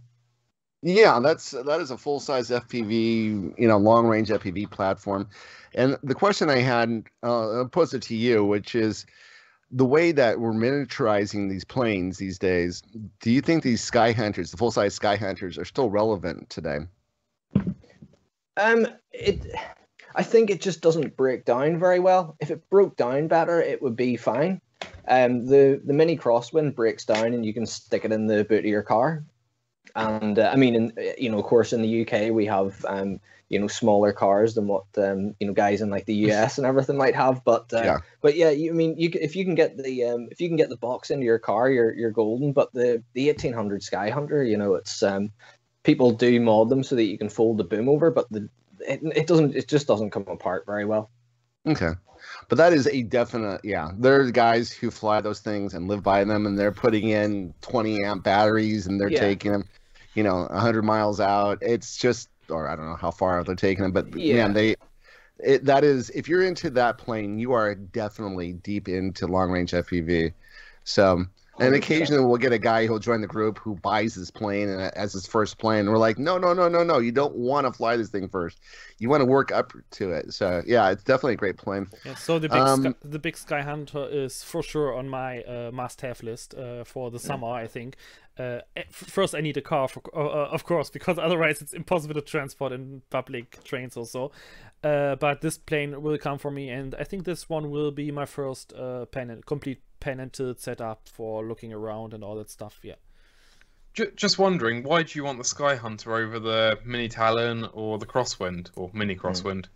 I have a Mini Talon here from a friend. It's just borrowed. It also has a pen and tilt, but not flown it yet. The problem with the Mini Talon is the extreme rate it needs just to balance the CG. And I think the Sky Hunter will be for sure more efficient, especially for flight time. I'm not for range efficiency. With that one, I'm really just for flight time. Yeah. Okay. Interesting. I look forward to seeing what you do with that. It sounds like a great plan. The next one is the one we've been teasing about for the last day or so, which is a plane that we have Josh here in particular to answer this question. The Finwing Albert. I got to mention, first of all, Finwing is this company that is based out of China, that they had the planes like the Penguin and the Sabre. And about a year and a half ago, I was talking to some guy, and he said, Finwing, it's like over, man. They're like, they're just, you have to order directly from them. They're like not doing anything anymore. It's a kind of a dead company. And all of a sudden they come out with this Alba Bird, and it's become like the talk of the town. This is like, so much enthusiasm from a company that has absolutely very little footprint in the marketplace. And so it's really exciting when a group like ours can embrace a plane like this. And it speaks volumes to a plane that can actually stand up for itself. But I wanted to find out, what is it about it? Here's a guy, Josh, who has had the Drax and he's had the Crosswind Minis and all these other planes. Why does he like this Alba Bird so much? Yeah, so I bought the Alba Bird, and it was something that I wouldn't necessarily have worried about buying before, and it was because Matt Rag the Nuts Off had it, and I just looked at it and thought, oh, this is cool. You know, it's like, it just looks like a real little plane, and I thought, well, it might fly okay, so I ordered one. But if you imagine, like, from my point of view, up to then, I'd only ever really flown Drax quite a lot, and I get a lot of complaints from neighbors and all that kind of thing because they make so much noise. So the Alba Bird was kind of something that was just a lot quieter, and I thought, well, if it flies okay, it'll be great. And whenever I got it, so imagine like this, you know, you've got the Sonic model binary, which you know, turned out to be a bit disappointing for a lot of people, and I thought, well, maybe the Alba's going to be like that, but the Alba's great. You can sport fly it, you can prop hang it, you can fly it upside down, and it just loves absolutely everything. You can put a pan and tilt on the nose, and I suppose the good thing about it is, and why it's really good for beginners, is it's so well laid out inside, and it really is a model that a lot of time and thought has went into, in my opinion. You know, there isn't anything on it that I would change. That's how much I really like this little plane, and yeah, I've flown mine to death, and it's been stuck in trees, it's crashed into other planes, and it's crashed out all over the place, and yeah, it's still perfect in one piece, and it's still really, really good. Wow. All right. So you like that? How's it compared to the Crosswind Mini? Right. Well, actually, someone asked me about this earlier on. They said, you know, I didn't realize that you liked the, you know, the Alba Bird over like the likes of the Drac or the Mini Crosswind. And to be honest, the reason I love the Alba Bird is it's just that plane that you can just pull out the back of your car and just fly it wherever you like. It is just dead silent whenever it's in the air, but also you can fly it quite fast. You can fly it quite far, but you can also fly it really, really slow, and it's lovely and docile whenever you come into land, so you can pretty much land it at your feet. So if you ever have one of those places that you would really like to fly, but the landing spot's really tight, the Alba Bird, again, is another plane that's going to be great for that. Fantastic. That's something that Josh touched on. I really want to see from FPV planes in the future is more they're focused on being quiet. I think particularly with the way RC is going, and that kind of thing, quiet planes, you know, good for the community, good to keep your flying spots open and that kind of thing, not disrupting people. Definitely. There's a place for loud planes, but quiet planes too. And Josh also mentioned something that I learned as well when I with the Bixler too. From the first time I tried to do it, I had on the canopy, I had the VTX, I had the FPV camera and all the electronics. And what happens is they come unplugged, and you have to go back in there and plug them back in. So you're spending about 5 minutes at the flying field, getting the plane ready to fly again, making sure everything's plugged in. And then when I built the Bixler 2 again, I said, I don't want that. I just want something where I can get out the car, plug it in, and start flying. And so the Alba Bird sounds like this is why you like it so much, because you just take it out of the car, and within a minute or two, you're flying, right? Oh, yeah, definitely. I mean, I've got a Vector in it, so you know, you don't have to wait for satellites or anything like that. You just plug it in and throw it. And to be honest, I've flown it quite a bit line of sight as well, and it flies great line of sight too. It's I mean, I'm not going to say it's like it's the best at really anything. It's just that it has a wide envelope. You can just kind of mess around with it and do what you like with it, and it'll do all right. So it's kind of like the AR wing. It's not like the best of all possible worlds, but it's just so good at what it does that people like it so much, and it's getting a good reputation. Yeah, I mean, like I didn't want to talk too much about like the PMP side of things, but it's kind of like the AR Wing Pro in that the PMP package that comes with that plane is awesome. But the only trouble is, I suppose it's the downside of the Alba Bird. If you want to get the kit, it's really easy to get, but if you order the PMP, it can be a bit hit and miss with the delivery and stuff for whatever reason at the moment. But if you do get the PMP package, it's really, really good. If you do buy the kit, there's a special motors made for the plane from a Sunny Sky. They're like $15 each. Buy them. Do yourself. Luke found out about them, and he ordered them for other projects. It's just a great motor. They're little. Yeah, really good motors. Can you buy them separate? Yeah, you can buy them separate. Yeah, particularly because they're the same like 2306 or whatever size mini quad style motor, but really low kV. I think it was 1,200. Unfortunately, I ordered them almost 2 months ago and they still haven't arrived. But yeah, good motors. Yeah, I've got them up on the screen here, but you probably can't see it. But yeah, they're like a little 2207, tiny little motor. But yeah, you wouldn't believe what this plane can do. You literally just throttle it up and it just goes vertical out of your hand. But yeah, I suppose, and comparing it to the Crosswind, it just does stuff that the Crosswind can't do in that sense. You know, it takes a bit of throwing and it also takes a bit of landing. So I'm glad to see this plane make it in the top 10 in our group. It's fantastic. I'm glad they are. It's just, that's what we're here for, is to promote things that we like and we enjoy.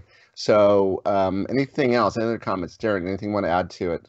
No, I mean, all I say is I've seen Josh's fly, it does fly really well. I was actually going to get one, but I decided to get the Crosswind, and the biggest thing that put me off was actually their website. I just didn't trust it enough to. I mean, there were no secure sockets on user information. I couldn't fit my full address in the address field, so I didn't know whether it would actually turn up or anything like that. So that sort of put me off. Is just their website. If they improved that, then I'd have no problem at all. It is because it was an awesome plane. But yeah, that was one of the things that pushed me more towards the Crosswind, was I could get it from somewhere I had a bit more faith in. But I've got nothing against the plane as the plane itself. I saw someone else say in the chat, it's just a shame they don't sell it on Banggood. I mean, it's bad when you're saying you trust Banggood over something. So, like you see in Finwing's defense, I think it's Ben. You call the guy that runs the sort of customer facing side of things. He's really responsive. And it's another one of those companies over there that is actually really good to work with. And whenever I ordered mine, there was some issues with stock, but he was on it every 5 minutes, letting you know the status and all that kind of thing. So it's actually a really good company. Mine's showing up in about 3 weeks, so it was great. I didn't have any problems with it. So fantastic. And Darren likes the connectors on there too. The wing connectors are fantastic. They're the same as in the Crosswind Mini. So it's like 9 pins in the middle and then 2 pins on the outside for the power for the ESCs. Right. Yeah, brilliant connectors in the wings. Yeah.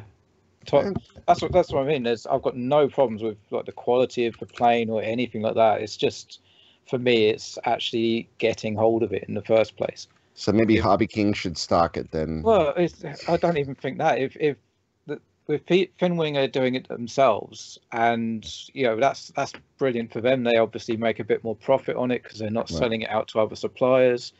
If they just improve their website a little bit, then I'd have no issues at all. Okay, so maybe we can get that message back to Ben over there and improve your website. Yeah, I mean, Ben posts in. I think he's in the Rebels group as well, and he seems like a really good guy. So yeah, no problem with the company, no problem with the plane, just slight tweak on the website and perfect. And I'll probably so let's talk about a plane you had a problem with, Darren, which is the S1100. That's next on the list. I mean, I don't really know what's going on with it, to be honest, because I know a lot of people have had it, a lot of people have flown it and absolutely love it, but I just have no luck with mine whatsoever. Just CG just seems to be miles off compared to what's in the manual, and it just doesn't fly well. But I know other people have had the same plane, no issues whatsoever. So maybe it's my setup, maybe it's the motors are slightly skewed or something, but I don't know. Did you put 2 large motors on it? Yeah, but so have other people and had no problems. So I've got 2 2216s on the back, which I've seen plenty of people with that setup. It's a 5200 multi-star in the nose, but I just seem to go back and back and back with the CG, and it still needs a ton of reflex and just doesn't fly well. So it might, mine was a very early one, so maybe it was something in the manufacturing, I don't know. So yeah, and it might be also if you just put 1 motor on there as opposed to 2. No, it's a twin. It needs to have 2. the whole point. I didn't get it for a cruiser. I got it to fly fast, so I put 2 2216 1400 kVs on there because I wanted it to shift. I didn't really see much point in having that as a slow plane. it's quite fixed, so it's not going to be as efficient as something like a C1 Chaser. Right. So it was just going to be something fun that sounded cool because it's a twin. What about some like a smaller motors on there that are fast, like a 6S, something like a T60 or something like that? Two T60s? 2.8. But it would need to be two F80s for us. F80s, I mean. No, as I say, there's been other people with exactly the same motors on that haven't had issues. So I don't know, maybe it is a manufacturing fault and the wings aren't quite shaped properly or something, but yeah, no luck with that. I'm actually putting lead in the tail to try and get it to fly nicer. Huh, interesting. Yeah, it's... All right, well, a lot of people like that plane because obviously made it up on the list pretty high, and so I'm sure people will write it in the comments later on why they like it, or in the chat they can tell us how they set it up, why they like it so much. I've seen a lot of people really like the plane, and I actually do own one, but it's gonna be a cruiser. It's so it's just one motor on there, and I've got it flying. It flies pretty okay, so no real problems with it. Let's move on. Sorry, the other thing is the foam in mine isn't very well built. So I put LEDs and stuff in it, and when I was hollowing out, you just take a little bit out, and then it just comes out in chunks like bubbles. So there is an issue possibly with the structure, but as I say, mine was a very early one. I got one of the first kits, so other people may not have that issue. But... So it's a smooth EPP is what you're talking about then, right? Yeah, it's an EPP, so it's the same as the S800. But as soon as you dig into it to carve out hollows or whatever, instead of the foam actually being, when obviously they inject these pearls, they heat it up and it melts into one piece of foam. But as soon as you dig in, you're just getting the pearls out. That's what's happening with my one. All right. So it's like it hasn't been heated enough to make the foam into one solid piece. I don't know, Reptile, I know we have the S800 up coming up on the list, and Reptile to me has always been kind of like, they're okay. It's not one of my favorite manufacturers. And I know we had the Dragon further down the list. So, yeah, anyways, here's a plane that is highly regarded, which is the Strix Nano Goblin. That's the small one. Yeah. Who can talk about that plane? Josh knows. Just but I haven't flown it. Well, Josh took out a quad with his, so his is winning. So yeah. I actually bought mine from is it Giz FPV, Graham Addicup, and yeah, he just, it popped up and it was like, I don't know, like £100 or something with Crossfire and everything already built in. So yeah, it was pretty much just a plug in and go for me. But absolutely, it was something totally different from what I was used to. But yeah, I really loved that little plane. Unfortunately, I lost it. Oh no. It's a cute little plane. Darren, have you ever had one? Oh yeah, they're awesome. Yeah, I unfortunately flew mine too low, so I have to rebuild it. But yeah, that was literally my go-to plane. When I went flying, I had to take the Nano Goblin with me because I enjoyed flying it so much. And you could put in, this was the pack I used, so 2S18650, and you just throw it up full throttle for half an hour and just have a lot of fun. But yeah, no, I absolutely love mine. I've got another one to build up again, and I'm going to put a bigger motor or a faster motor on the other one and have some even more fun with that. The one thing that's impressed me about planes. That's impressed me about that plane is out here in California, we have this place called Disneyland, and they have this thing called the Matterhorn. And I found out a couple years ago there's actual real Matterhorn somewhere in Europe, where we actually had one of our group members show up at the visitor center. He was at about 4,000 feet, and he takes this little plane out of his car, puts on his FPV goggles, and flies the thing up the face of the Matterhorn. And it was the most stellar video I've ever seen. It was unbelievable. So cool. And when I saw that, it was like, I'm looking at the plane and I'm like, oh my God, you can literally take this and chuck it in your trunk and go home with it. And this was, brilliant and fun. And the group was like much smaller at the time, but man, that would have been the video of the year right now. So it was really kind of cool. So yeah, I'm glad you guys like that plane. So it's definitely a thumbs up for you two, then. Andy Bolton just said in the comments, I know Darren mentioned about the quad that I took out. I actually took out a full-size like DJI 450 flame wheel with like the you know, one of the ones with like the little gimbal and everything on the bottom. I took out one of those with a 250-gram Goblin. You really took out like the most expensive thing you could find at the field, did you? Honestly, it was. He brought it up just to take some photographs, and honestly, within about 2 minutes, I had flown into the side of it and actually took it out.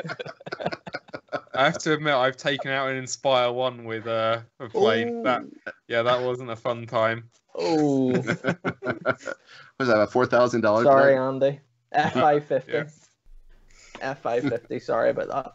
Is that even covered in the model aviation insurance?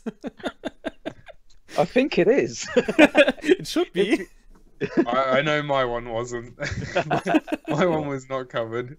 That sounds very expensive. Oof. Fantastic. So that's definitely. So what do you guys think? Is that a step-up plane? That's definitely not a beginner plane. The Nano Goblin. As long as you get CG right, it's handles fine. It's if you stick in a 3S or something, sometimes they can have torque roll. I noticed that with my one is when I was going full throttle with 3S, it would sort of torque roll, so you have to counter it. But no, it can be gentle. It's really easy to launch. It handles wind really well for the size of it. There is a bit of waggle. They've all sort of had a bit of waggle. Yeah. But when you're flying it, you don't actually notice, because people are always saying, "Oh, the Nano Goblin waggles quite a bit," and I was like, "Oh, mine didn't." But then I went back and looked at videos, and it does. You just don't notice it when you're flying. Nikolai, it might be a good plane for you to get then. You know, especially since you like the little Blackwing so much. This is kind of like the same ballpark. I ordered it last week, so I'm looking forward. It was just sent out, I think, by Ready Made RC or something, and yes. yeah, exactly. And I'm waiting for it. So that's definitely one, because I think you can end up by around 250 grams, right? Depending so, on yeah, definitely. That was the whole point of it's like a under 250G plane, so that's fantastic. The next plane on the list is definitely, we're on to number 6 right now, is definitely one that Mark Hoffman has some experience with, and that is, he was talking it up yesterday to me. He's like, you got to get one of these. And this is the one that Matt Ogborn also has talked up at the time, and everyone seemed to really like, which is the Zod Drift. What do you think about it, Mark? You're on mute. You're on mute. You're still mute. Hello? Well. Now it should work. Okay, so sorry guys. Yeah, so the Drift. I mean, I have one from day one. I've not flown it very often. The main reason is, for me, the Drift is like a chill out plane. If I'm out in the field and I want to have some chilling time after ripping around or after doing a big long range session, it's a perfect plane to just smoothly cruise around, or especially also do some proximity flying. But due to my lack of transport possibilities, there were not much opportunities to fly it actually. But I really have to say, the Drift, it's not a sub 250G plane, of course, because of the carbon rod and the bigger wingspan and some parts. It's really, really hard to keep it under 250 grams. But it's a really nice, gentle flyer. The only downside, of course, Pavel has shown, I have shown in a video, and I think we have 1 or 2 more channels on YouTube who have shown that, is the issue that if you go too fast, the wings will flex and it can spiral to death if you are unlucky. But beside that, it's a really, really nice plane, and I definitely like it, and I can recommend that for a slow flyer and for proximity flying. Yesterday I showed Steve a video on YouTube from a guy ripping the Drift over a parking lot between trees, and literally, you know, these car barriers, these low ones. So there was a maybe 50 or 60 centimeters gap between the ground and this barrier, and he just flew under it. It's really amazing how precise that plane can fly. It's like it flew like a quad. It was Yeah. If you watch the video, you think it was flying a quad. Even the racing quad had trouble to hit the same gaps like the plane. It's fantastic. Who else has the drift here? No, where I fly is too windy for a drift. that's why. What, you mean the UK?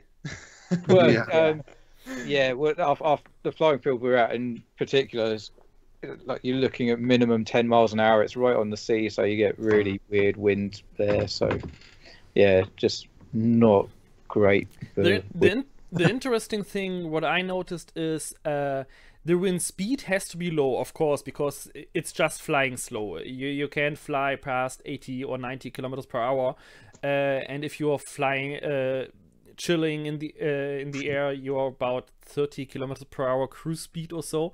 And so the wind has to be very low, but actually it has no problem with turbulences or gusty winds or up and down winds for some reason. I mean, it's bouncing a little bit, but it stays really stable even if you fly in turbulent air. That's pretty interesting. I didn't expect that from the big ring area, but it does handle turbulences very well. Okay. Yeah, so it's definitely, there's a lot of fans to it. Putting FPV on is not that difficult. It looks like there's plenty of space for it with the smaller flight controllers using like a F411 WPX, which one that is. Yeah, it's very, very tight for electronics. So flight controller F411 WSE. WSE, right? Yeah, it fits in or there. Or the F405 WSE. F4 or I know what you mean. Yeah, I'm not sure if it will fit. I think the F411, the wing, the older one, it barely fits in because you really have a very narrow compartment for the flight controller. I mean, at the bottom it should work. If you put the flight controller in the bottom compartment upside down, then it should work. Then just put the VTX on top. Okay. Because you have an upper and a lower compartment. The lower compartment is a little bit bigger. Okay. So interesting. It's good. Sounds like a good build. All right. So we definitely fans on that one. The next one here is one that to number 5. This is the Reptile S800, and so I know Darren's on that plane. Yeah, I'm on my third one. It was my first FPV plane. Smashed it. Bought another one. And then flew that one for quite a while, putting different motors on it and stuff. Yeah, and it was a decent plane until I crashed it again. So I bought another one to replace it, which is currently still being built up. But yeah, they're absolutely solid. They're not probably the most stable planes, but even though I crashed 2 of them and needed to replace them, they weren't slow crashes. If it had been a mini Drac, it probably would have survived. But yeah, it's a pretty impressive plane for what it is. I think it's only about 35-40 quid. It's a cheap plane.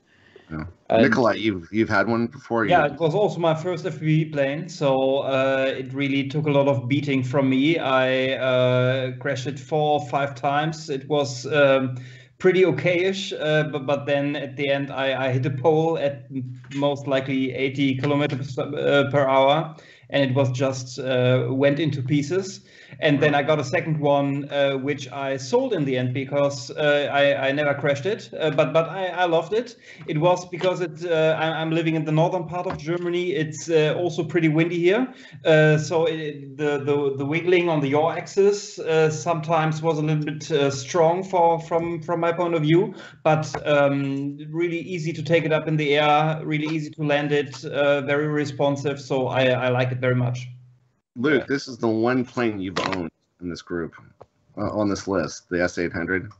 Yeah, I don't really have too many opinions about it. I had it for about 3 or 4 weeks before I sold it to a friend. Maybe that, says all I need to say about it. But no, I thought it was a good plane, but it was, for me, it was kind of slow, a bit inefficient, didn't really carry weight too well. But not that any of those were bad. It was just, you know, it was an all-around plane. I wasn't looking for an all-around plane, so. I mean, how do you figure out that it doesn't carry a lot of weight because you have literally no space in there to put anything Yeah, in? exactly. It wasn't actually the weight; it was more the volume that was the problem. So, yeah. So Darren is holding up a lovely version of his plane. Yeah. Darren, say something. I went for the black one this time. The grey one is actually a slightly better kit, I think. There seems Yeah, to be... the grey was the one I had. Yeah, the black one, it doesn't seem to join up so well as the grey one did. But It was laminated. Yeah, this is laminated. I went all out with this one. So Racer Star Air A on this one, which was on the previous one. A bit more efficient. I was trying to get a bit more efficiency over the F80 Pro. But yeah, I get about 110 miles an hour out of it, or cruise around. It's not the most efficient, but I've had it go, quite far, quite high. And actually not quite high. 399 feet. Yeah, exactly, 399 feet. But yeah, they're just nice basher planes. And the other thing is you can just stick it in the boot. It's not overly big. So just take it out, throw it, and have some fun. That's what they're really for. So, But weight-wise, I mean, I'm about 850 grams with this one. 4,000 multi-star in there. Probably get about 20 minutes flight time, which I don't really cruise around on it, so it probably would go longer if I used less throttle. But What battery are you putting in there? 4,000 milliamp multi-star 4S. Okay, it's a heavy battery. So Yeah, so that's why I've got a different hatch on it, so it actually fit. So over 3 years ago, I had to make the decision between the S800 and the AR900. I had no idea of RC planes at all because it was my first purchase, and I really decided for the AR900 because of the bigger space, because of the better selection of camera options in the nose without cutting anything, and after watching some videos, the AR900 is already a bit twitchy on pitch, but the S800 is really a nightmare. It's like shaking all the time. It's like it's like a plane with Tourette. I don't know. Yeah. Okay. Well, Arthur has one. He hated his, and he gave his away. I figure either an S800 guy or the AR wing guy. It's usually your heart goes in one direction or the other. And unfortunately for most of us, it's the air. You'll see on the list, air got rated higher. So we're on to a plane that I find to be kind of ironic to be on this list. And this kind of shows the depth of the group that we have, the people in this group. I don't know if this is an aspirational plane and people voted for, or if people actually own this plane and can talk about it. But this is a really solid, fantastic plane. But you got to kind of know what you're doing to have this. This is the Mini Drac. So the right wing Mini Drac. What do you think? Josh is the guy who has this plane. And what can you say about it? Yeah, the Mini Drac is pretty awesome. I think one of the reasons it's probably ironic that it's on the list is that, yeah, it's a bit pricey and it is a little bit tricky to build if and I'm talking about if you're coming from like quadcopters and any other sort of PMP things. It is a little bit more tricky to build, but when you get used to them, they're really easy. But yeah, fantastic plane. It was like my third or fourth fixed wing. I think I had a Nano Talon, and then I think I went straight to the Mini Drac, and I had the Goblin and all at the same time. But yeah, it is just so robust. So I think I probably had about 250, maybe more flights, and all really, really hard and fast flying with my Mini Drac. And then I actually sold it, and that's because of this thing in the background, which is the big Drac. The full size Drac. So although whenever I had the Mini Drac, I really loved it. Whenever I got the big Drac, and I can also see why it's not on the list because it's so expensive to build. But that thing is awesome. It just flies amazing. But yeah, Mini Drac is great, and I have actually got another one that I'm building at the moment, and I'll do a bit of a close up Luke will probably That's the appreciate server we want to this. see. So this is a mini drac that I'm building, and I'm calling it the Wide Boy. So I'm actually going to be putting a 12, or sorry, like a 9 kilowatt motor on the back of it. Oh jeez. And what I've done, you can probably see, I've actually cut it in half and widened the fuselage, so it takes a 4012S, and yeah, that. You're talking Luke's language right here, man.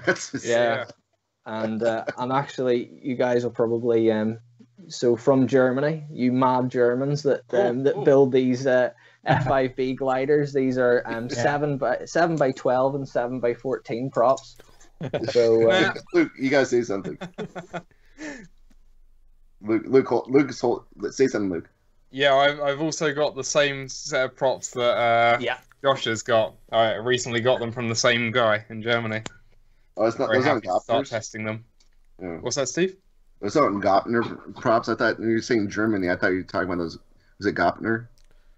No, not Graumpner though. These are Oh. custom-made carbon fiber props.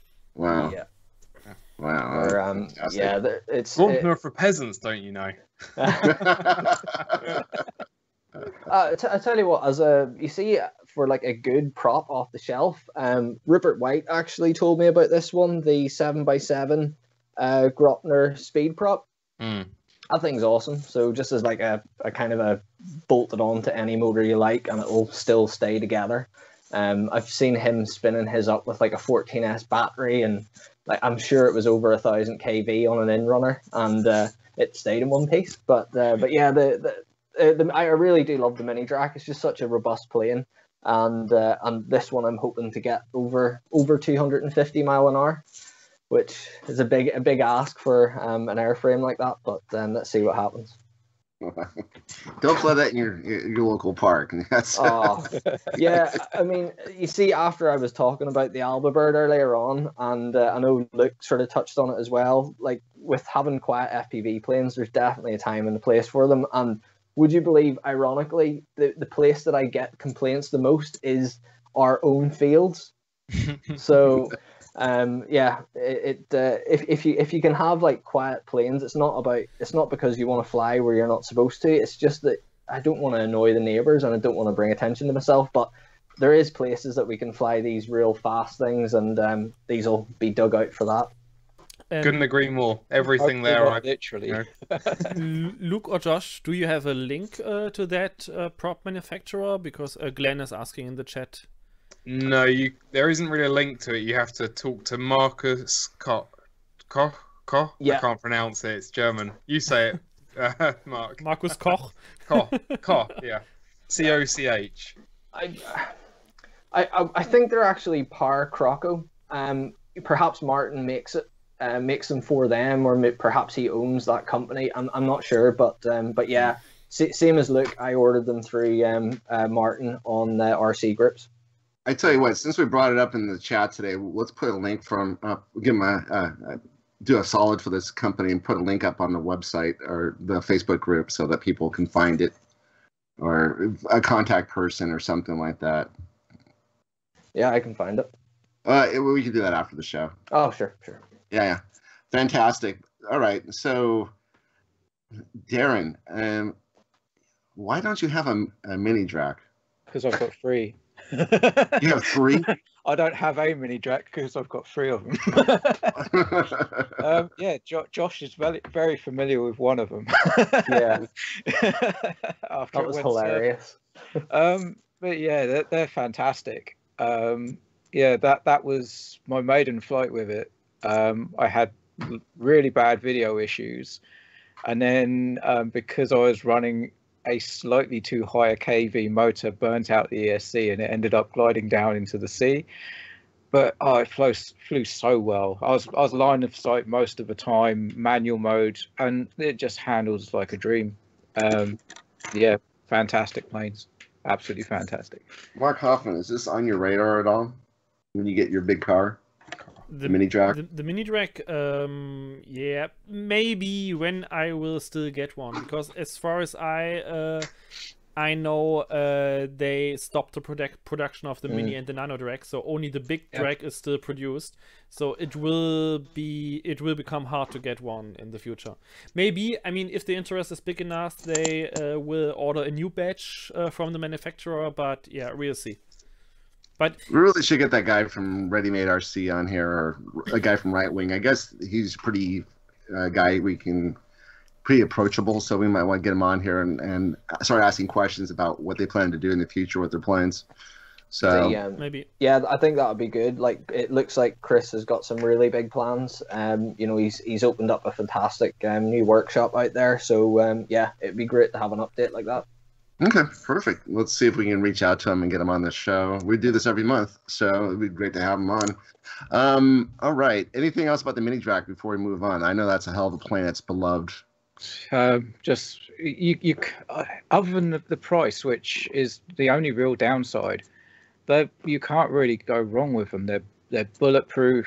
I remember one of Josh's videos where he basically smashes it into the ground at 100 miles an hour, something like that. And yeah, it was like pretty much 140. unscathed. yeah, I've seen that video too. So it was really basically 45 degrees nose down into the ground, and it had nothing. I think a few wrinkles on the nose or so. That's all. Yeah, I mean, my 3D print broke. That was about it for the GoPro. That was it. So there's my gripe right here. There's a lot of planes that cost over $100. Now, if we're talking about the price of planes, and some of these planes are pretty fragile. So if you break them, then you have to be able to order parts. If you can't order parts, you got an orphan. Or worse yet, they stop making production of it, and you have a flying orphan. So if I'm going to spend this much money, man, I want something like the Mini Drac, because that's something I know that I don't have to order parts for. It's just you have it, and it's just, it's worth the money. Knowing that as long as you don't lose it, you can pretty much keep it for a very long time. Yeah. Absolutely. Everyone's saying yes. All right. So we're in total agreement on that one. Let's go on to number 3 on the list, the Mini Talon by XUAV. Yeah. All right. I know you have one, Josh, because you did a comparison. I watched your video. Lovely video of the Alba Bird and the XUAV, and then you're showing the beautiful vector that you have inside of the Alba Bird at the time. Yeah, I'm sure everyone, well, maybe not everyone, but I think most people would agree that the Mini Talon is just it's like the benchmark budget long ranger. You can have fun with it as well. It flies actually remarkably aerobatic if you want it to, but I think I'm on like number 3 or number 4. I have smashed a few of them up, but that's just because of my bad behavior with planes and other planes and trees and things. But it's really good. I think the only downside with the Mini Talon is it's a little bit noisy, and it also does that thing we were talking about earlier on where it kind of dips whenever you throw it. But yeah, I mean, if you can get over the launching and the fact that it comes in quite fast, other than that, it is a really good plane. So it's kind of the reason I compared it to the Alba Bird is because it's obviously similar size, but it is a little bit more efficient. All right, we have to say goodbye to Nikolai right now. Oh, Nikolai, thank you for having us. Guys, I just found out. I just found out that 2 kids woke up at the same time, and my wife is a little bit juggling around at the moment. So, excuse myself. Looking forward to join you again in the future. I was really hoping to say something to the AR Pro because I love it so much. But I guess Mark can tell a lot because I was actually annoying him a little bit with my private messages all the time when getting first the decision ready to buy it, and then while putting it together. He's still talking to me, so I most likely was nice enough, so he still is responding. I wish you a great evening or day wherever you are. Thank you very much. And I have to rush. Nikolai, it's great having you. So thank you for showing up. Nikolai, great to meet you. Okay, bye, Nikolai. Bye. See you, Nikolai. All right. So sorry about that, Josh. You were talking about the Mini Talon, and it's just kind of, you said that the problem is that it dips, that kind of like the C1 Chaser. Yeah, it can take a bit of a throw, especially if you want to, double up the 5200s and put a couple of 5200s in the nose. It will take quite a bit of a throw. Or if you've got your auto launch dialed, you would definitely need auto launch on there. But yeah, I mean, aside from that, once you get it up into the air, it's a great plane. See, the one thing I'll say about that is the P&P version has a really heavy motor for it. And what a lot of people have done is put something else on there. There's better motor choices for that plane.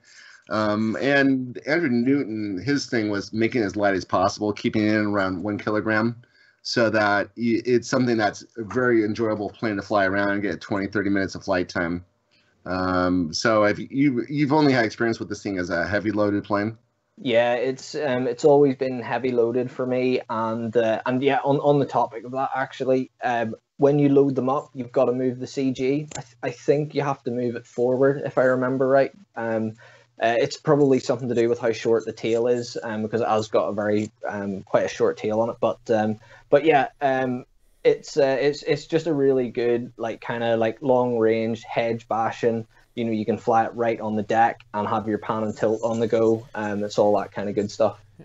So as I mentioned before, I also have a mini Talon here. It's only a borrowed one. I've not flown it yet, so I cannot say anything about the flying behavior. I was just the original owner. He had big trouble launching it, as you mentioned already. And also he really struggled to tune it well, so he sent it over to me, and as soon as I will get the time for it, I will dial it in. But what I realized is 2 issues. It's a nightmare to build, actually, because the very narrow fuselage that's very deep down, it's really hard to actually mount a flight controller or mount the electronics inside. Without using tons of glue and then never get it out again. And as you said, the battery, you need tons of battery in there. The stock motor, when I got it from the last crash, was bent, so it was vibrating like hell no matter what propeller I used. So I replaced the motor with a 2814 Sunny Sky Mark III, so an even heavier motor. So right now, just to balance it, I have to put a 5200 lithium LiPo in the nose plus a 2200 LiPo and push them all the way to the front just to balance the CG. Yeah. So it's really hard to balance. So at the end, I decided for a stronger motor to get it easier up in the air. But on the other hand, now it's 200 grams or 300 grams heavier than before. so Andrew Newton suggested in one of his videos there's a T-motor that works pretty nicely in this plane. And I don't know which one it is right now, but that was a lighter motor. And his whole setup was for lighter, so it might have been a pretty good choice for this guy. Yeah, I think the motor I have on now with that propeller, I'm not sure what size it is. I think it's a 9x6, if I remember correctly. It should give me about 2.6 to 2.8 kilograms of thrust with a 1.8 or 1.9 kilogram overall weight of the plane. So it should be good to launch it with that power setup on 4S. Yeah, if you want to know about power setups, Mark Corvale, who I mentioned earlier, his website is, I think it's itsqv.com. He's got a hell of a lot of stuff on the Mini Talon. He's had about 5 or 6 of them, I think, and he's specialized 3D parts for them.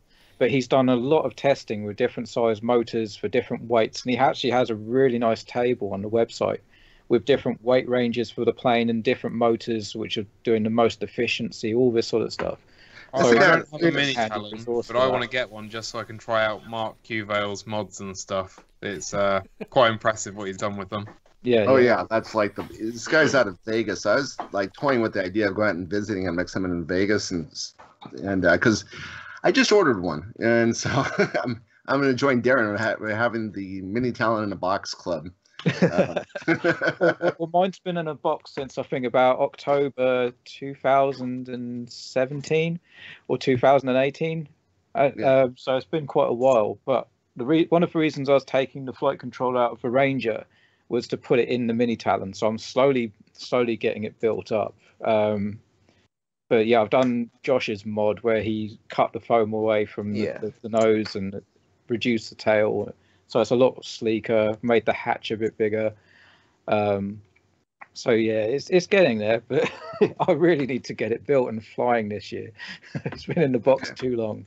That's okay. Well, I'll hold you to that. So all around, that's pretty much an intermediate to advanced kind of plane, the Mini Talon. Mm-hmm. Yeah. So definitely not the plane you want to start off with, but it's a good long range FPV plane, Darren. I would say, other than the launching, it's fine. The first plane I flew FPV, it was not mine. It was someone else's. Was a Mini Talon, and once it's in the air, it actually flies really nicely. It's the problem is the launching. That's where you need the experience and a bit of power and a bit of help maybe. But yeah. You gotta throw it like a javelin and really throw it hard. So if you're going to build it heavy, you got to throw it hard, or if or build it light. Okay, fantastic. All right, so we are down to the last two planes, and these two planes, number 2 used to be number 1 up until a couple months ago, and so this was number 1 on the list for. This list went on for about 3 days. I had the poll going. And then the last day they were tied. And then all of a sudden it pulled ahead. So number 2 on the list is our beloved AR900, our ready-made recruit. Mark, I know this is your plane. You live for this plane. So tell us about it. Is it still your favorite number 1? I know you have both planes now. So what do you think? Is AR900 something you don't fly anymore because you have the AR Pro? No, I still fly. I would still fly it as soon as I have the time for it again. So the AR900 was my first FPV plane and my first INAV plane and my first actually RC plane overall. So and I still love it. I have given away my long range setup because I got the AR Pro now, and but I still have my speed setup, and I will push it further in the future as soon as I have time to fly it again. And for me, the AR wing is still the most versatile wing on the market right now I know about. And I've actually flown, because you just can do everything with it. You can fly long range, you can fly acrobatic, you can fly fast. Nothing is perfect, but it can do anything without big trouble. And once a while ago, I mentioned in a comment on the Sonic model official Sonic model page that for me this is the Swiss Army knife of FPV rings, and now they use that sentence as their slogan. So wow. Yeah, when you look at their website for the AR Pro, we all know that the AR ring was the Swiss Army knife of FPV rings. Now I've never seen that. Yeah. It was actually a comment I put on their site, and yeah. Yeah, wow, I still love it, and I will continue to fly it, so it will stay with me for a while. Darren, what do you think about the plane? Again, it's one I've got in a box. It's one of those where I sort of want to build one just to get the experience. So then maybe I could compare it with the S800. But it's one of those. I've got other planes that I want to get built first. So. And it's not because it's not versatile. It just maybe that's why it doesn't really interest me that much. Is because it's just an all-rounder. At the moment I want to build the crosswind because it's long range. I want to build. I've got a Magnus here, which is a composite slope soarer. I want to get that built. I want to build the Rafax. I've got other planes that are just and the Mini Talon, of course. I've got other things that are just higher up on my list of things to build. Okay. But I'll probably use it as a project plane for doing INAV videos, that sort of thing. Perfect. Josh, do you have any comments on the AR900? Do you know, it's funny, with all the planes that I've owned, I'm not really a big wing guy. I think the Goblin really just put me off that kind of you know, struggle with like where do you put everything. So I'm more of a big fuselage and I'm that kind of guy, if you know what I mean. Okay, interesting. I will say that the reason why this plane is rated so high in the group is because we get a number of people who show up to the group. A lot of guys come over from quads, and they want to know what plane that they should first start off with. So we have to think about planes that they're going to crash consistently until they figure out how to get things set up properly, or how to figure out how to fly. I guess the hardest thing about coming from quads is that the planes don't stop. So there's no slowing them down. I mean, you can slow them down, but not really. They keep moving in one direction. You can't flip them around quickly like you can with a quad. So the Air Wing has been like the one plane you can crash consistently and put back together, and it's just been a great plane. It's inexpensive, and it flies like a dream. It really is a beautiful plane to get it flying. It's a great plane to take to the park, take it out of the car, throw a battery in, and start flying. It's just that simple. So I don't know. It is absolutely, I know this plane's going to be around for a long time. It's just, you know, we don't get any money from Sonic Model other than like, hey, thanks for referring us. It's just the plane that we've used and we believe in. So the Air Wing is definitely, that is it. And it was number one until they came out with the AR Pro. So Mark is the guy who has the most experience with the AR Pro. And Nikolai was mentioning something about his experience as well. So he would like you to echo what he said. Yeah, let's start. Okay, Nikolai is not here anymore. Yeah, the AR Pro. What could I say? I mean, it's an upgrade. It's an evolution of the AR Ring, of course. But let's say it cannot replace the AR Ring, the classic one, actually, because the biggest change in the possible flight scenarios is they shifted it more into efficiency, long range, and speed. But it sacrificed a lot of the agility of the AR Ring Classic. And when the plane came out, I got a review model of it to make some videos, and I tested it and I tried around what it can do, how efficient it can be, how fast it can be, and all that stuff.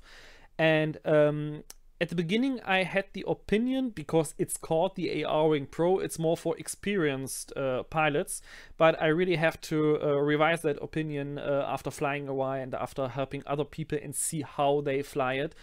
Actually, if you get over the building process, because Sonic Model basically sells only the kit and puts the electronic into the box with instead of shipping a pre-built plane.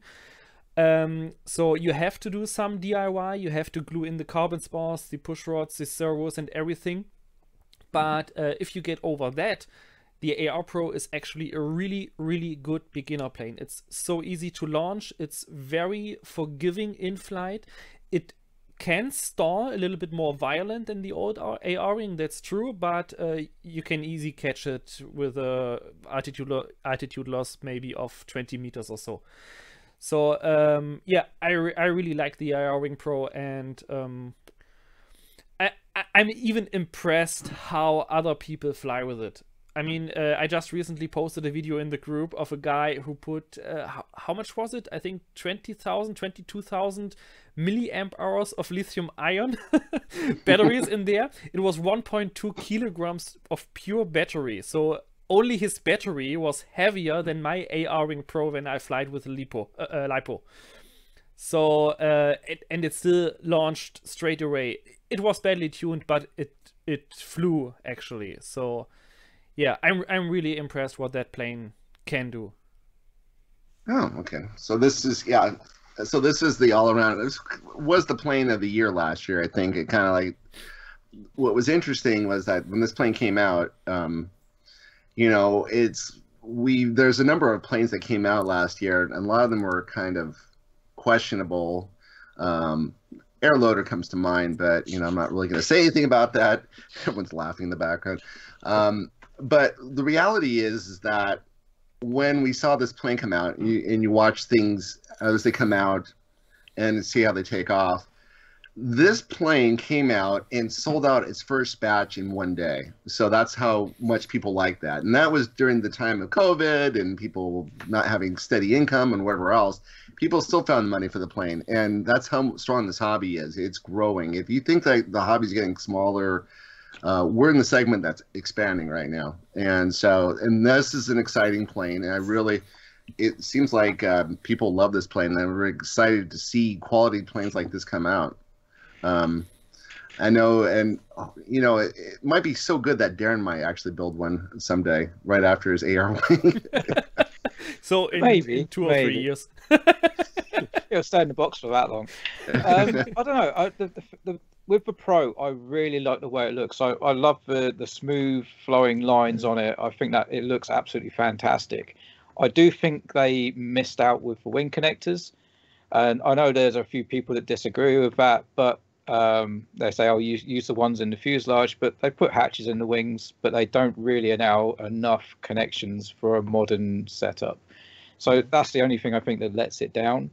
But yeah, it looks fantastic, obviously flies well. So yeah, good plane. Whether I get one or not, I don't know. I mean, I've got plenty I need to get built first before I even think about that. I mean, that's actually one of the best points of it, I think. You just have the choice. You can put anything in there you want, and you can put it where you want. Some people, like me, put the flight controller in the huge front compartment. Some people use it for more battery space, put it in the back. You can put the receiver in the side compartment or in the wings. You can do what you want with it, and you will never run out of space, I think. That sounds cool. Well, that is our list of all the planes we have, the top 21 of the year 2021. So in closing, Josh, what do you think about this list? Yeah, I think like most of the list, I can definitely understand why they're there. There's some of it I don't think it really has a place for it. Just whether it be the outlay of the plane, or suppose like the type of place you might need to be able to fly them. But yeah, all in all, I think there's a lot of really good planes in there. The AR Pro. What I can't even think, like the Alba Bird, that's another good little small one for beginners, and then a lot of those wings as well.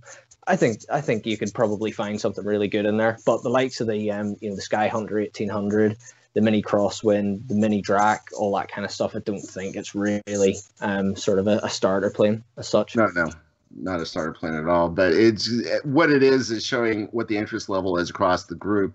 We have people from all sorts of different disciplines in our group, I would say, interests. So, and you're kind of a good example. You're like, man, fixed flying wings don't really cut it for me. I'd rather have a fuselage. Yeah, I mean, like the thing with me is, I just fly what I enjoy flying. And I try and spend like as little time as possible building them, even though I do build quite a lot. My main hobby used to be cars, which was so much time that you have to put into it to get such little time back out of it again, enjoying it. So for me, whenever I got into the planes, I was really hooked because of how little you had to do to be able to enjoy them for hours. So I mean, that's why I really like the Mini Drac and the Big Drac. And some of my twin planes is because you build them up once and then you just fly them and fly them and fly them. Interesting. And so Luke is still with us. I sure am. So what do you think about this list now that we've gone through it? And I know you own next to none of them, and so yeah, I've literally owned only one of them. I definitely don't plan to get many of them. That doesn't mean they're bad planes. Most planes, there's a market for everything. It just depends what you're trying to do. Yeah. Okay. So it's interesting. Fantastic. Darren, what do you think about the list? Yeah, I mean, it's quite varied, which is good. It shows that people are interested in planes, wings, planks, forward swept wings, all sorts. It's all in there.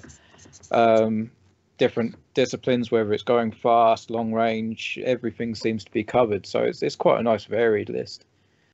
I agree with Josh there's not everything is beginner friendly, but I don't think putting a poll in a group like that is necessarily going to just get beginner friendly planes. It's just what people like, and it's quite nice to see the variance. And that's a good point. The reason why we came up with this poll is so we can start figuring out what we put on the website as far as helping people out with information, so that you can kind of go on there and look around and kind of get an idea of what your next plane might be and things like that.